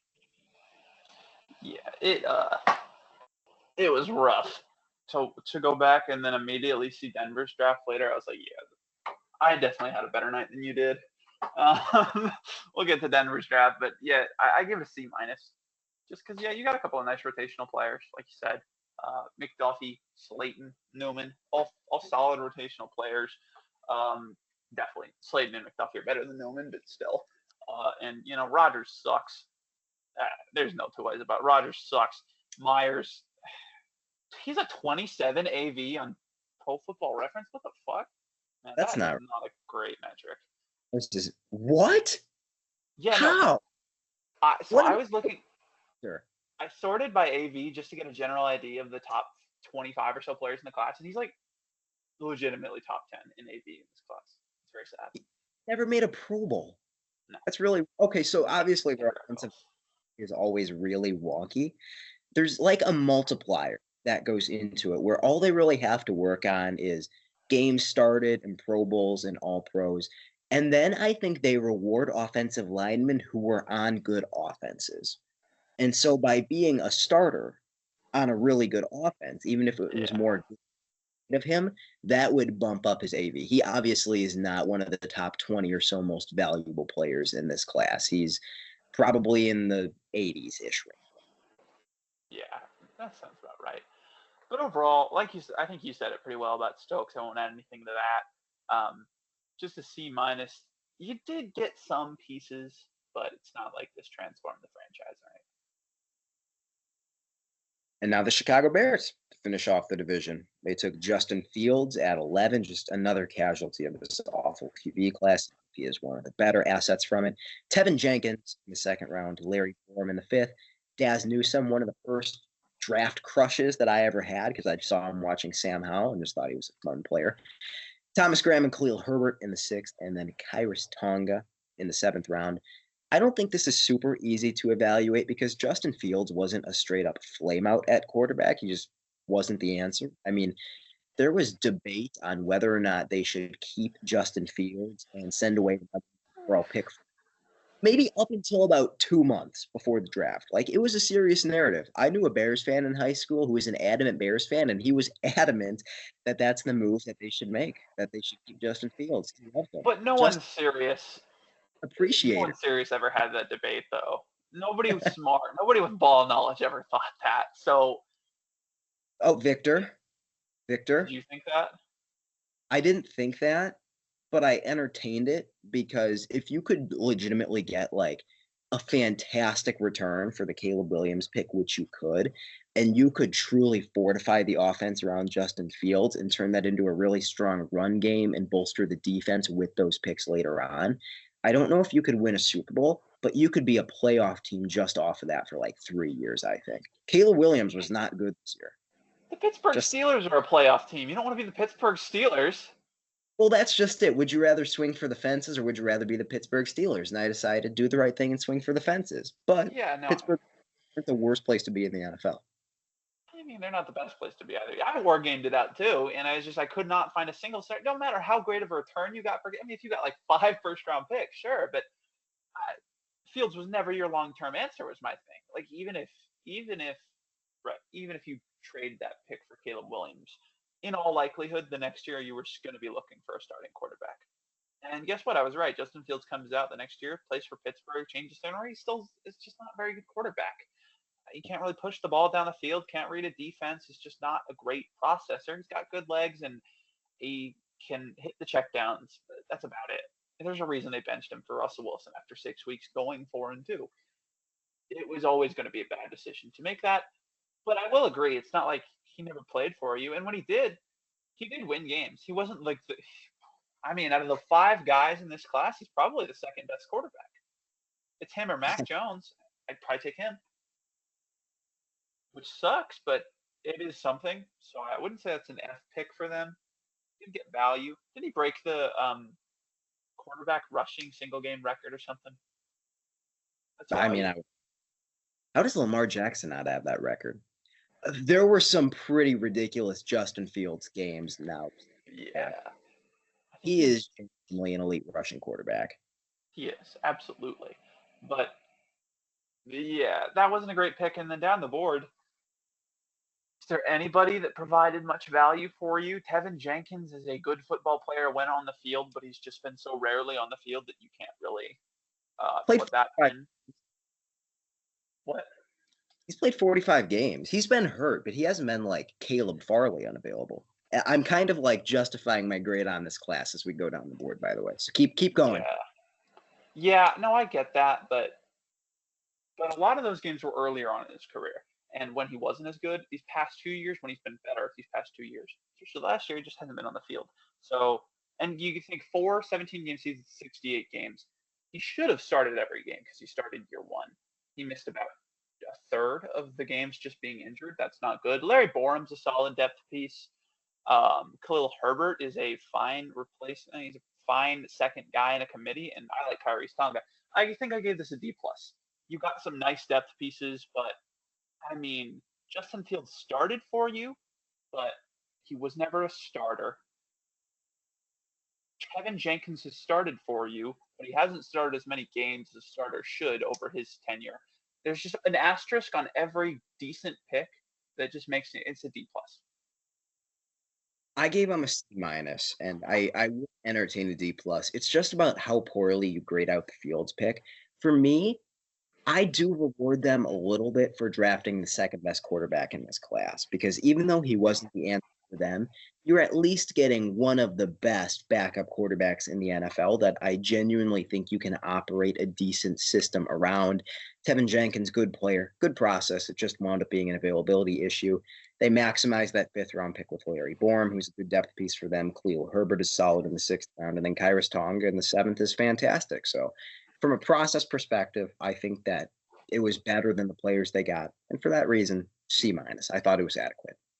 I did have something to note on the Fields pick because I didn't I remember I didn't think they burnt that pick on fire, but I remember there was a reason I was so adamant against it last year when everybody was talking about why that pick sucks so much. I just remembered Chicago was originally picking 20 in that draft, and they traded a first round pick to get up to 11. So you did trade another first round pick in 2022 to set a pick on fire. So, I mean, not set a pick on fire, but to get a busted quarterback. I'm looking forward to 4 years from now when we're looking at actual draft grades. We'll have to like write an asterisk for whether or not a trade meaningfully affected the draft. Because I want to Yeah. squeeze every point of accuracy out of my grades that I can possibly get. When James Pierce just fails in the league, and then we also get to talk about how they traded a first round pick to get him. Yeah, that's gonna be crazy. Or when James Pierce is a game wrecker and I'm looking back trying to justify my like D- grade on that pick, and it's like, but they used 3 first round picks to take him, not just one. That'll like guys, I swear we were ball millers. Kansas City Chiefs? Yeah, yes. Are they up next? Abbreviation. Why is this so hard?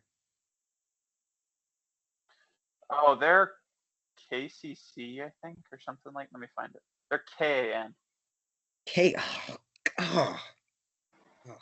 Nick Bolton and Creed Humphrey in the second round. Joseph Caneville in the fourth. Cornell Powell in the fifth, as well as Noah Gray. And Trey Smith in the sixth round. I know he fell due to medicals, but still. This is an A, right? Yeah, flat A. You got the best center in the league and one of the best guards in the league. And I think that's all you need to say. You got the best center in the league in the late second round and one of the best guards in the league at the sixth round. That just everything else is just it doesn't really matter for the grade, but you still hit on the other picks. 58, you got Nick Bolton, a really solid number two linebacker for you, really solid number 2, and Noah Gray, a good rotational receiver. So there's absolutely nothing to complain about this class. You got pretty much everything you hoped for from it. Creed Humphrey was very good value at pick number 63 in the second round. Should have been a Packer, but it wasn't meant to. And then Trey Smith does do a lot of the heavy lifting in terms of making this grade an A instead of like a B plus, but you didn't have a first round pick. That's okay. You maximize your sixth rounder, got a second round, probably late first round caliber player. You still got relevant assets in Noah Gray and Nick Bolton, so you didn't really throw any picks away. Not quite an A plus because I didn't think they maximized it in every possible way, but fantastic draft class. Now we'll do the Las Vegas Raiders, and surely they're LVR. Thank God. I remember this one. Alex Leatherwood in the first round. In the first round. I think he played 1 season for them. Wow. Maybe 2. Trayvon Merrick in the second. Malcolm Kuntz and Divine Diablo in the third. Tyree Gillespie in the fourth. Nate Hobbs in the fifth. And then Jim Morrissey in the seventh. They actually got some legit players after the horrible Alex Leatherwood selection. What do you make of this one? Yeah, I mean, they just lit their first round pick on fire. That's always going to suck for a draft. But Mayrig's really solid. Diablo's fine. Kuntz is fine. Hobbs is fine. Just a lot of fine players and a bad first round pick. Came out to a C for me.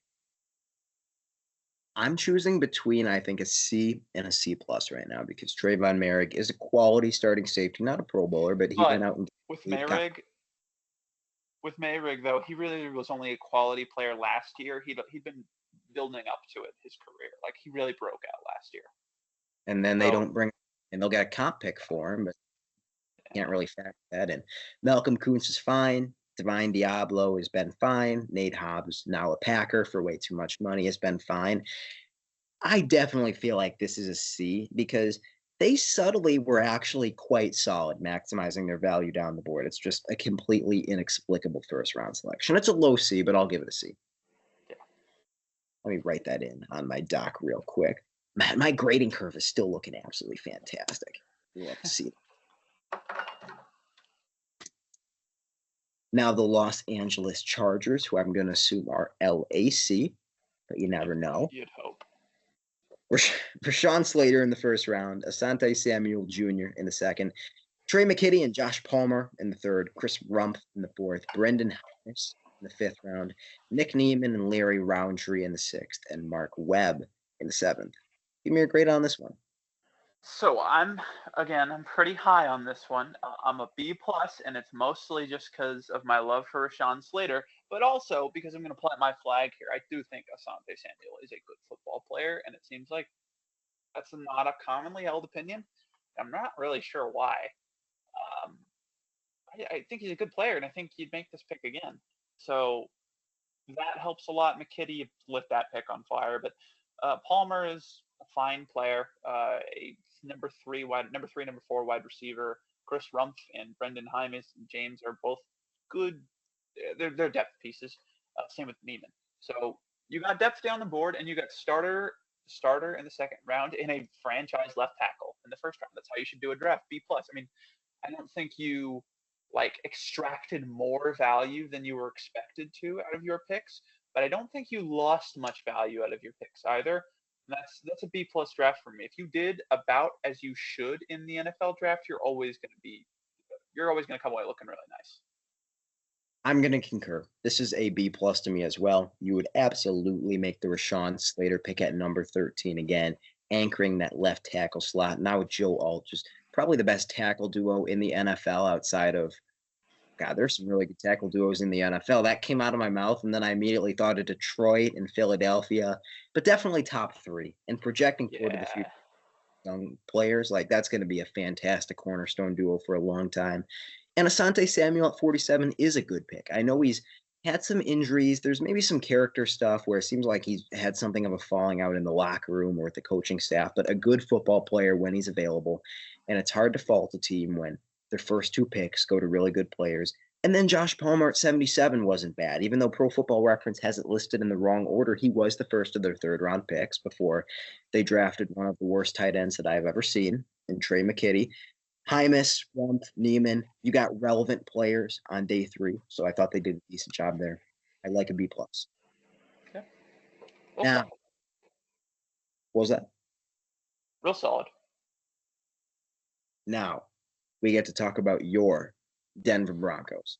I haven't seen this class. I only know one player from it off the top of my head, but the Denver Broncos took Pat Surtain.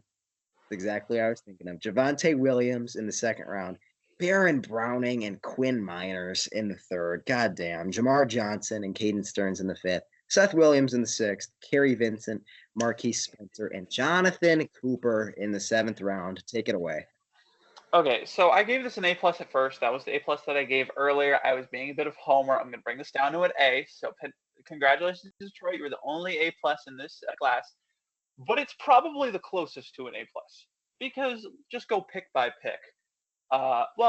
Just look at what you got overall. You got what the AP voters voted as the best defensive player in football at pick 9. And not only is he the best defensive player in football, he's been the best defensive player in football for 2 years, and he's been a really damn good player ever since his rookie year.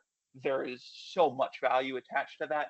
Javonte Williams, and Quinn Miners as well as an all-pro guard in the 3rd round, that's really rare to find. Just a true cornerstone franchise guard.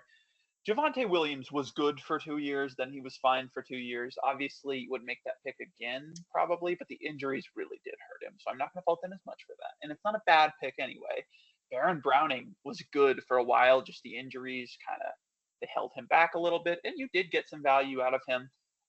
Can't fault him for that. Jamar Johnson didn't do anything. Caden Stearns is a perfectly fine backup. Jonathan Cooper is a quality starting edge. To find that in the 7th round is nothing to scoff at either. You got, let me see. Realistically, you have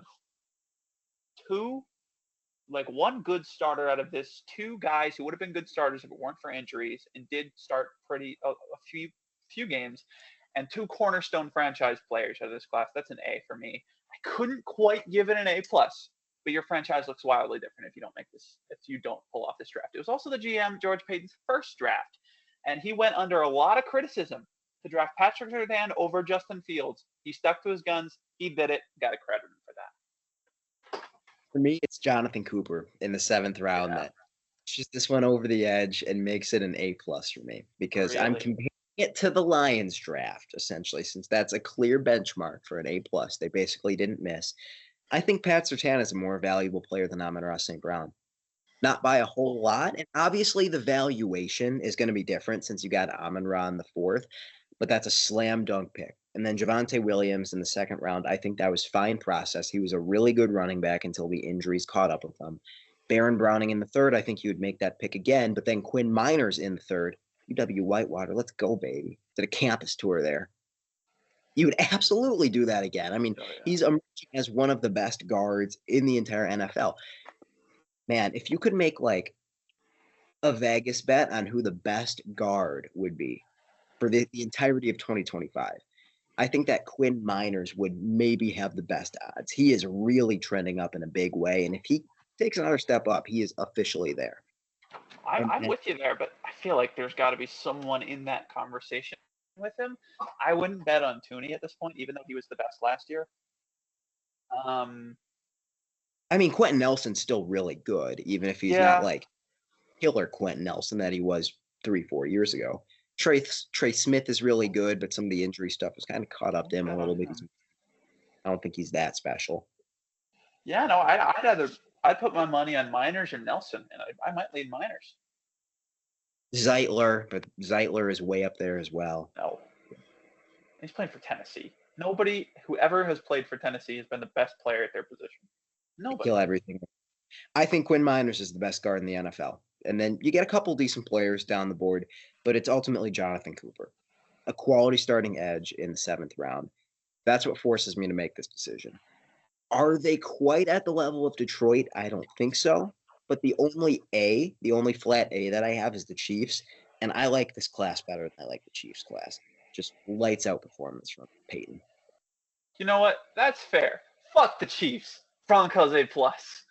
Oh. I might say the Lions had a slightly better draft because they both got two franchise players in Penei Sewell and Amon-Ra St. Brown and Miners and Surtain, and I think both about the same value from those picks. But the Lions did get Aleem McNeil, and I think he's better than anybody the Broncos drafted after those first two. But Cooper is good, and he did get drafted a lot later than Aleem McNeil. So maybe I might give the Lions the edge if we like rank these classes. I might give the Lions the edge, but those are the top two pretty clearly for me. So I think it's fair to give it an A+. Those are going to be the first two that I make on the graphic. The graphic, by the way, technically it'll be in order. It's just going to be based on the letter grades. We're not going into the weeds and ranking these 1 through 32, but do stay tuned on the Pulse Talk Sports Instagram for some more pretty stuff. I know Victor's been doing some good work as well. It's a group effort. Now the Los Angeles Rams. This is our last division. Tutu Atwell at 57 with their first pick, and then Ernest Jones, the linebacker, in the third. Robert Rochelle, Jacob Harris, and Bobby Brown in the 4th round. Ernest Brown, the 4th, in the 5th round. Chris Garrett, Jake Funk, Ben Skoranek in the 7th. They didn't have a first-round pick. They didn't pick until number 57 in the 2nd, where they took Charvarius Atwell. What do you give the Rams? This was a weird draft because you drafted like a 160-pound receiver with your first pick, and it somehow worked out.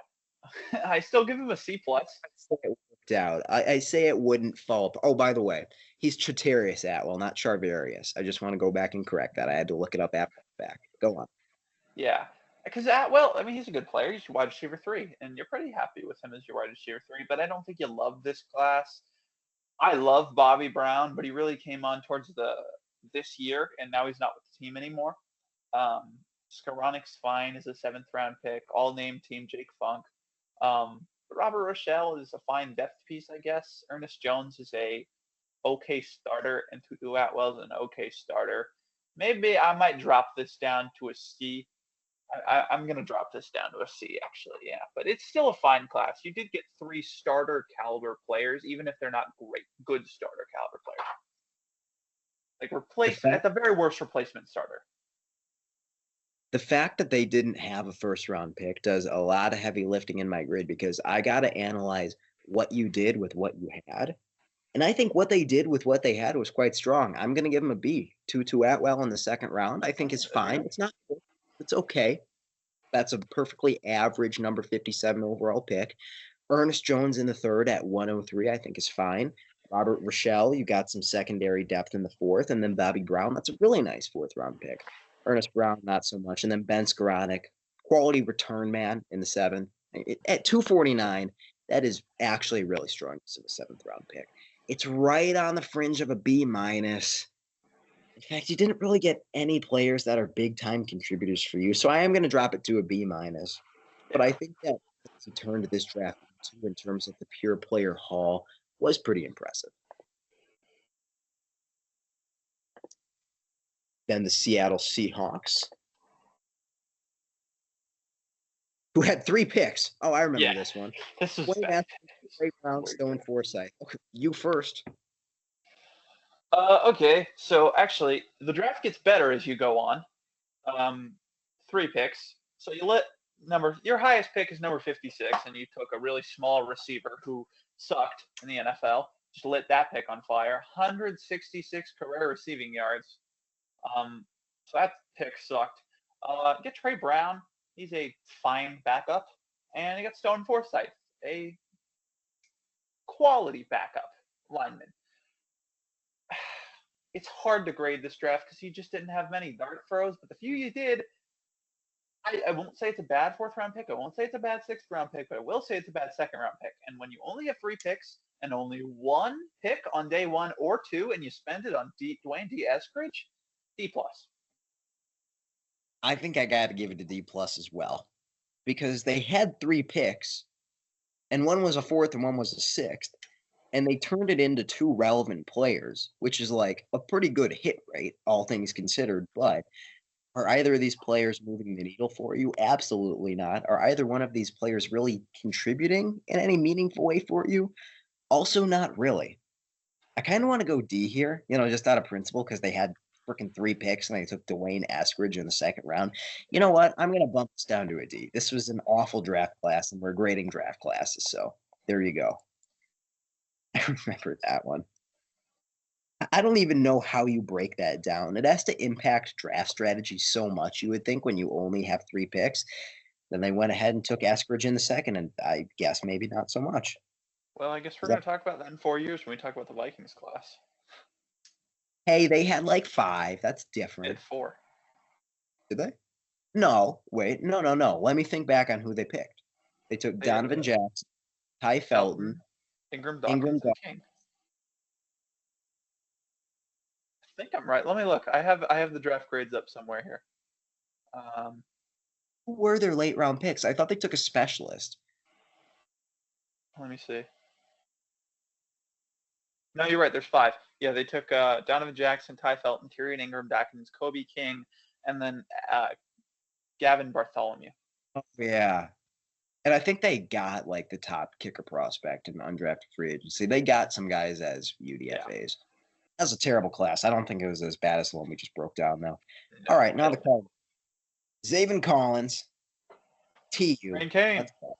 In the 1st round, Rondale Moore in the 2nd, Marco Wilson in the 4th, Tay Gowan and Victor Demukaje in the 6th, and then James Wiggins and Michael Manette in the 7th round. I'll do my grade for this one first, and it's definitely adequate. Rondale Moore didn't turn into anything for them. Marco Wilson also really didn't turn into anything. I mean, he's been a backup defensive back. Victor Demukaje has played in some games as a rotational defensive lineman. Collins just unfortunately wasn't good value in the 1st round. It wasn't egregious. I think I'm going to give this one a C. We'll see if you talk me down from it, though. What do you think about this class? It's an A+ because they drafted a TU grad in the 1st round. What? A+? No. Let's see. What did I give this? Yeah, I gave them a C-. You got a solid contributor as a better member of an edge rotation. He's a number 2 that you're fine with if you have a good number 3. Zaven Collins. And he absolutely can get better. He's on an upward trajectory. I wouldn't be surprised if he's a quality number 2 by the end of the year. But from what we've gotten, they haven't gotten much from him, even if he is a solid player so far. Rondale Moore and Marco Wilson, both guys who probably should be on rosters, but really you don't want to put much on them. And then, yeah, Demukaje, is a fine rotational player, and then you lit the other 3 late round picks on fire. But most late round picks are lit on fire, so it didn't factor in much. C minus, but it was close between that and a C. I don't mind it. It's just you didn't get much value though. Your team really didn't improve much with this one. It's really about how you see Zayvon Collins, and I do see Zayvon Collins actually better than most people do. I just don't think that has necessarily shown through in the first 4 years, especially the first They 3 didn't. years. They didn't get any needle movers. I think I actually am going to bump my grade down to a C minus. Yeah. And then, unless I'm missing someone, is this our last team? San Francisco 49ers? That'll be it. Famously SFO on Pro Football Reference. God, I hate these. Trey Lance at number 3. Aaron Banks, now a Packer in the second round. Ambry Thomas and Trey Sermon, because we have to do this every single year, San Francisco. Diamador Lenore and Tal Hufanga, as well as Jalen Moore, Kansas City Chiefs offensive tackle, now in the 5th, and Eli Mitchell in the 6th. It's almost like they took like the players in reverse order of how good they've been in the NFL. What grade do you give San Francisco? This was one of the most difficult. I could not settle on a grade. I could not, because it's like I gave it a B minus because you had 2 of the best 5th round picks in the class, 2 of the best day 3 picks in the class. Period. You got 2 very big needle movers. Now, depending on when healthy, Talanu Fanga is a Pro Bowl talent at safety. And I think Diamador Lenore may be a Pro Bowl talent at nickel this next year. And he was good last year. Elijah Mitchell, he did actually have quite a bit of value for you. He had a nice season where he did have a lot of yards. Jalen Moore, though he has never really been too healthy, he's been fine. And Aaron Banks was a starting lineman in the second round. Ambry Thomas is a fine backup in the third. You wouldn't make that pick again, but it was still fine. But you lit number 3 overall on fire. Literally no value from that. He played 2 games, I think, for them. And then he got hurt. It wasn't necessarily his fault, but it wasn't good process either, even if I did agree with it at the time. Who cares? I wasn't smart, all right? Even if I did agree with them at the time, it was bad process. He was a 20-year-old who had never taken a snap in the FBS. At 3, it seems obvious in hindsight. It was not obvious then, but it does seem obvious now. And I believe they traded 3 first-round picks to get there as well. So Yeah. Overall, the rest of the picks are really good. Most of them are really good, but Trey Lance just brings it all the way down to a B minus. Again, with like Zach Wilson, I also put them at a B minus when I liked the rest of their draft. So I think they're similar drafts. I might lean San Francisco's on this end, but I do think the Lance pick was actually worse than the Zach Wilson pick. So kind of makes up for it. Looking this draft class up and down, I couldn't decide between a B minus and a C plus. And then when you mention the fact that they traded like 3 first-round picks to go up and get Trey Lance, that's what settles it for me. I'm not really factoring in trades for the most part, but that one is so notorious that I think it's a little bit more understandable. This is a C plus class for me. You got some big-time contributors in Diamador, Lenore, and Tal Hufanga, and just a lot of really solid that what the role for you. They've started some games. Now you're going to get comp picks for them, like Aaron Banks down the board. It was overall strong class, but the way that they got there is just so legendarily poor. Yeah, I'm going to give this one a C plus. And that's going to do it on the 2021 draft grades, correct? Yeah, it is. It's redraft time. How are we doing the redraft? Is it just straight up who we think, like, in a vacuum, the top 10 players are, who should go? That's or are interesting. I think there are 2 ways to go about it.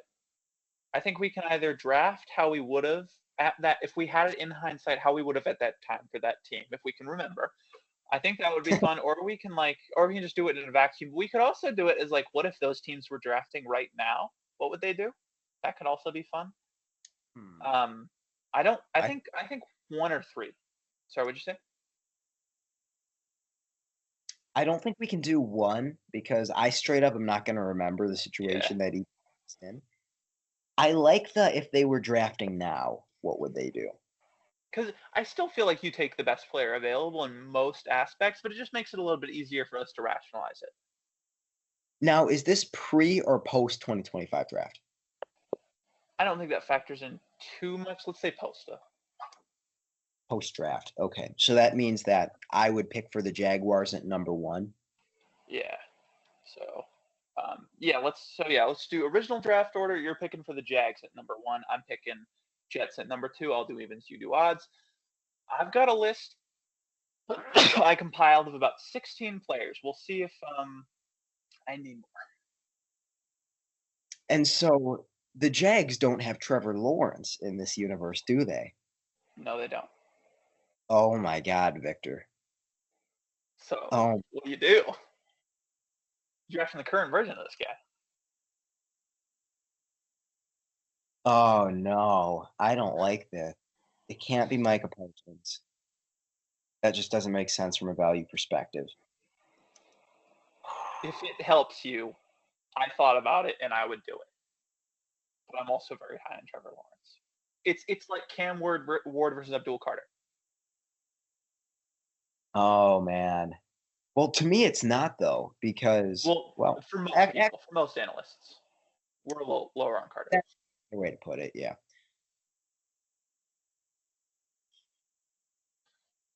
Do I want to sell my soul?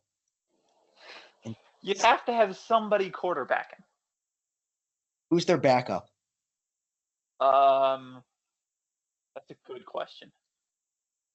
Because there's no one that I think is appealing enough for you to contend on the market right now. Even if you went out and traded for some. Aaron Rodgers?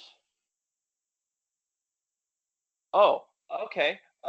Nick Mullins. Aaron Rodgers, you are a Jacksonville Jaguar. Wow. I think I'm going to pick. Oh my God, this is so ridiculously hard, Victor. The thing is, there's so many like elite players to choose from if you don't go Lawrence. I'm going to take Pat Surtain. That's the right pick. Fix the secondary in one fell swoop. It all comes together. You sign Aaron Rodgers. Love it. Yeah, I mean, there are so many elite players in this class. Surtain is a great pick, though. I think I'd probably make the same. I would take Trevor Lawrence. But if I was going to take anybody else, it would be Surtain. And I think that's the right pick. I'm kind of upset. Because I'm Darren Mogi. I just came from Denver. I just had Patrick Surtain. Now I had a chance to get him. You're telling me James Gladstone passes he passes on Bo Callahan? Passes on Trevor Lawrence, and I gotta take somebody that's not Patrick. I'm very upset. Fit into Aaron Glenn's press man system perfectly. You stole Patrick Surtain from me. All right, so now I'm in a position where I'm Darren Mogi. I could take Penei Sewell, left tackle, right tackle duo for years to come. It's going to be fantastic. I could take Micah Parsons, perfectly solid. But I think what I'm going to do, I'm going to pass on Trevor Lawrence again because I think New York's in a position where I want to wait to get that QB, and I only believe Trevor Lawrence is going to work out if he's in Jacksonville, work out to the highest how he could be. That's why I'd make that pick for Jacksonville. It's tough, though. I still want to take Lawrence. I'm going to go Jamar Chase. You need a wide receiver 1. Oh, come on. Did I not take your guy? You did not take my guy. We stay alive. For the 40, I'm rushing to the and I'm grabbing Penei Sewell. Go ahead. This is it's a fair pick. This is a fair pick. You need I make the Jamar Chase over Penei Sewell. The Jamar Chase over Penei Sewell pick will always happen. In every universe, it always happens. I love that. Oh man. We're putting this on the TikTok. I haven't put anything on the TikTok since 2 months ago. We're putting that on TikTok. All right. That was a great pick. All right, Atlanta. Taking Kyle Pitts again. No. Atlanta got Penix at quarterback. Don't need Trevor Lawrence. Easy. We struggled to find the edge position for 80 years. Get Micah Parsons. I know you just took Jalen Walker and James Pierce. Who cares? It's Micah Parsons. Give me Micah Parsons. I do think that's an easy pick. Now I've got the Bengals, and you just took my dude, because as much as I love Shamar Stewart, he wouldn't stop me from taking Micah Parsons. Yeah. I got to out a little bit more. You gotta remember, You know, there are a couple of nice linemen left. I could take Amon-Ra St. Brown. Yeah. You can take him? Have the best wide receiving core in the history of the game. I don't think that's. I can't do Creed Humphrey. The value just isn't there. Looking at other defensive linemen, I'm not taking Greg Rousseau. As you can tell, I am, in fact, scrolling Pro Football References weighted AV board right now. Oh, this just got really challenging for me. I feel like it's early for Rashawn. Well, it's not early for Rashawn Slater, but is that really the value that I want? I just tell you, that's what I'd do. I'd take Can Slater. What? Can I move back? Does someone come up for Trevor Lawrence? Okay, who's coming up for Trevor Lawrence? I don't know. This is tough. This is tough because we're only drafting the top 10. We could go further, I guess. The top 10, nobody needs a quarterback except for Miami at 6. And I'm Miami at 6, and I know nobody else needs a quarterback. Why would I trade up with you when Trevor Lawrence is about to fall right into my lap? Right? I'm going to take. Who's coming up? Slater. You're going to take Slater? That's a good pick. That's what I'd do. Yeah. You need offensive line. Even though you got Amarius Mims, I wasn't the biggest Amarius Mims guy. You need youth along the offensive line as well. Who are they starting at the other tackle spot? Orlando Brown. I thought it was Orlando Brown. What is he, about 30? Yeah. Easy transition. All right. So yeah, I'm at Miami. This is where Trevor Lawrence goes. And I'm ecstatic if I'm in Miami. We finally have a competent QB. So you replaced one purgatory QB with another purgatory QB? Yeah, but this purgatory QB's actually got an outlook, and he was better last year was his worst year, and he was better than Tua was even. So yeah, give me Trevor. I agree. I think that's the right choice. Now, I have Detroit, and you run this one to the podium. It's just Amon-Ra St. Brown again. He hasn't gone yet. Still there? No, he hasn't. Yeah, there you go. Easy. We're keeping it going. All right, I'm Carolina. I'm pissed Patrick Surtain didn't make it this time, which, he was never gonna, but ooh, okay. This is tough. Who do I have left? All right. Let me pull up the hour lads, making sure I'm not forgetting somebody. Oh, fuck. Do you believe in Ike Ekwonu? I do believe in Ike Ekwonu. I think that you could upgrade from him, but I do have faith in Ike. I do like him as a future quality starting tackle. I believe in Ike too. Do I have enough belief that I'm going to not take Christian Darrisaw here is what I'm debating. Because Christian Darrisaw is really good at football. Okay. Who else is? That's the thing. Like everybody else left doesn't. Darrisaw's the best player available. Humphrey Coward. Yeah, well, that's what I'm thinking. He's my next choice. Take Quinn Miners, Coward. You need defense, though. You need defense, but there's nobody left. You could go Greg Rousseau, but screw it. Creed Humphrey, center at number 8. I love that. Mostly just to get him out of Kansas City. Now, I love that even more. Now I have the Broncos at 9, and this has to be one of the wide receivers, I would think. So you do lose Patrick Surtain. I'm not going to take J.C. Horn here to compensate, especially not when you just took Jahdae Barron. The question is, what wide receiver do I want? Because there's only one. Jalen Waddle. Oh, there's two. Yeah. No, there's 2. And then Nico Collins. Yeah, is still. I know what I'd take.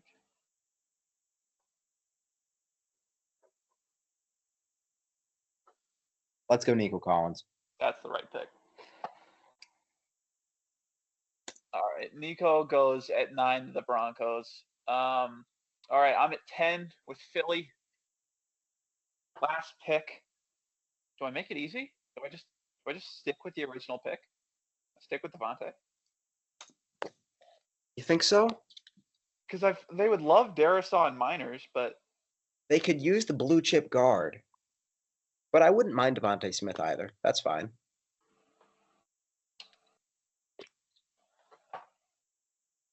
They would love minors, wouldn't they? Yeah, and that fills the only hole on the offensive line. Just win another Super. Let's take Quinn Miners. Let's take Quinn Miners here. Yeah, I feel good about that. Do you want to extend it a little bit longer? Or is 10 enough? I feel like Christian Darrisaw. Yeah, that's fair. Honorable mention, just on the Instagram graphic, put honorable mention. Victor tried to fit Christian Darrisaw in there, but he couldn't do it. He deserved it.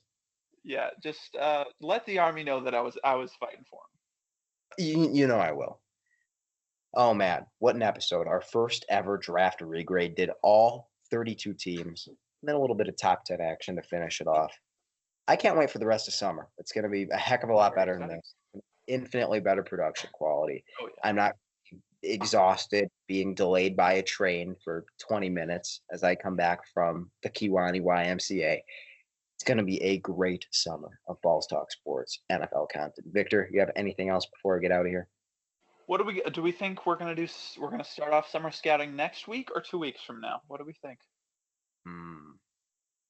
I think 2 weeks from now, and here is why. This isn't like for the podcast. It's more of a meta note.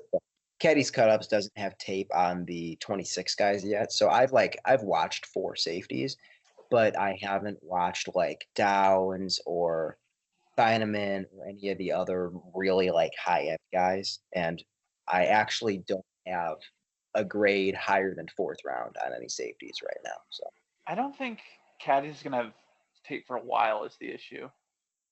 He said June. June? Oh, okay. We'll see. I mean, mid-June. Worst comes to worst, I'm watching broadcast, although broadcast safeties would really suck. Yeah, that would suck. Tap and claw. We'll find film.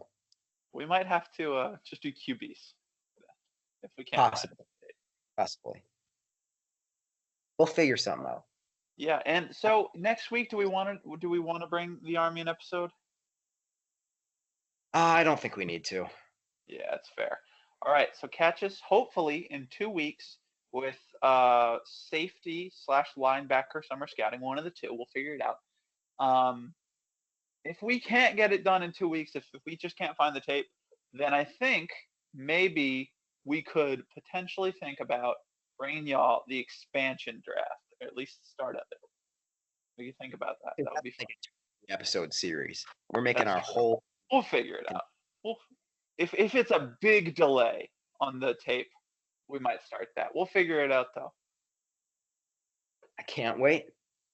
I'm salivating thinking about it already. Victor, anything else? Are we ready to get out of here?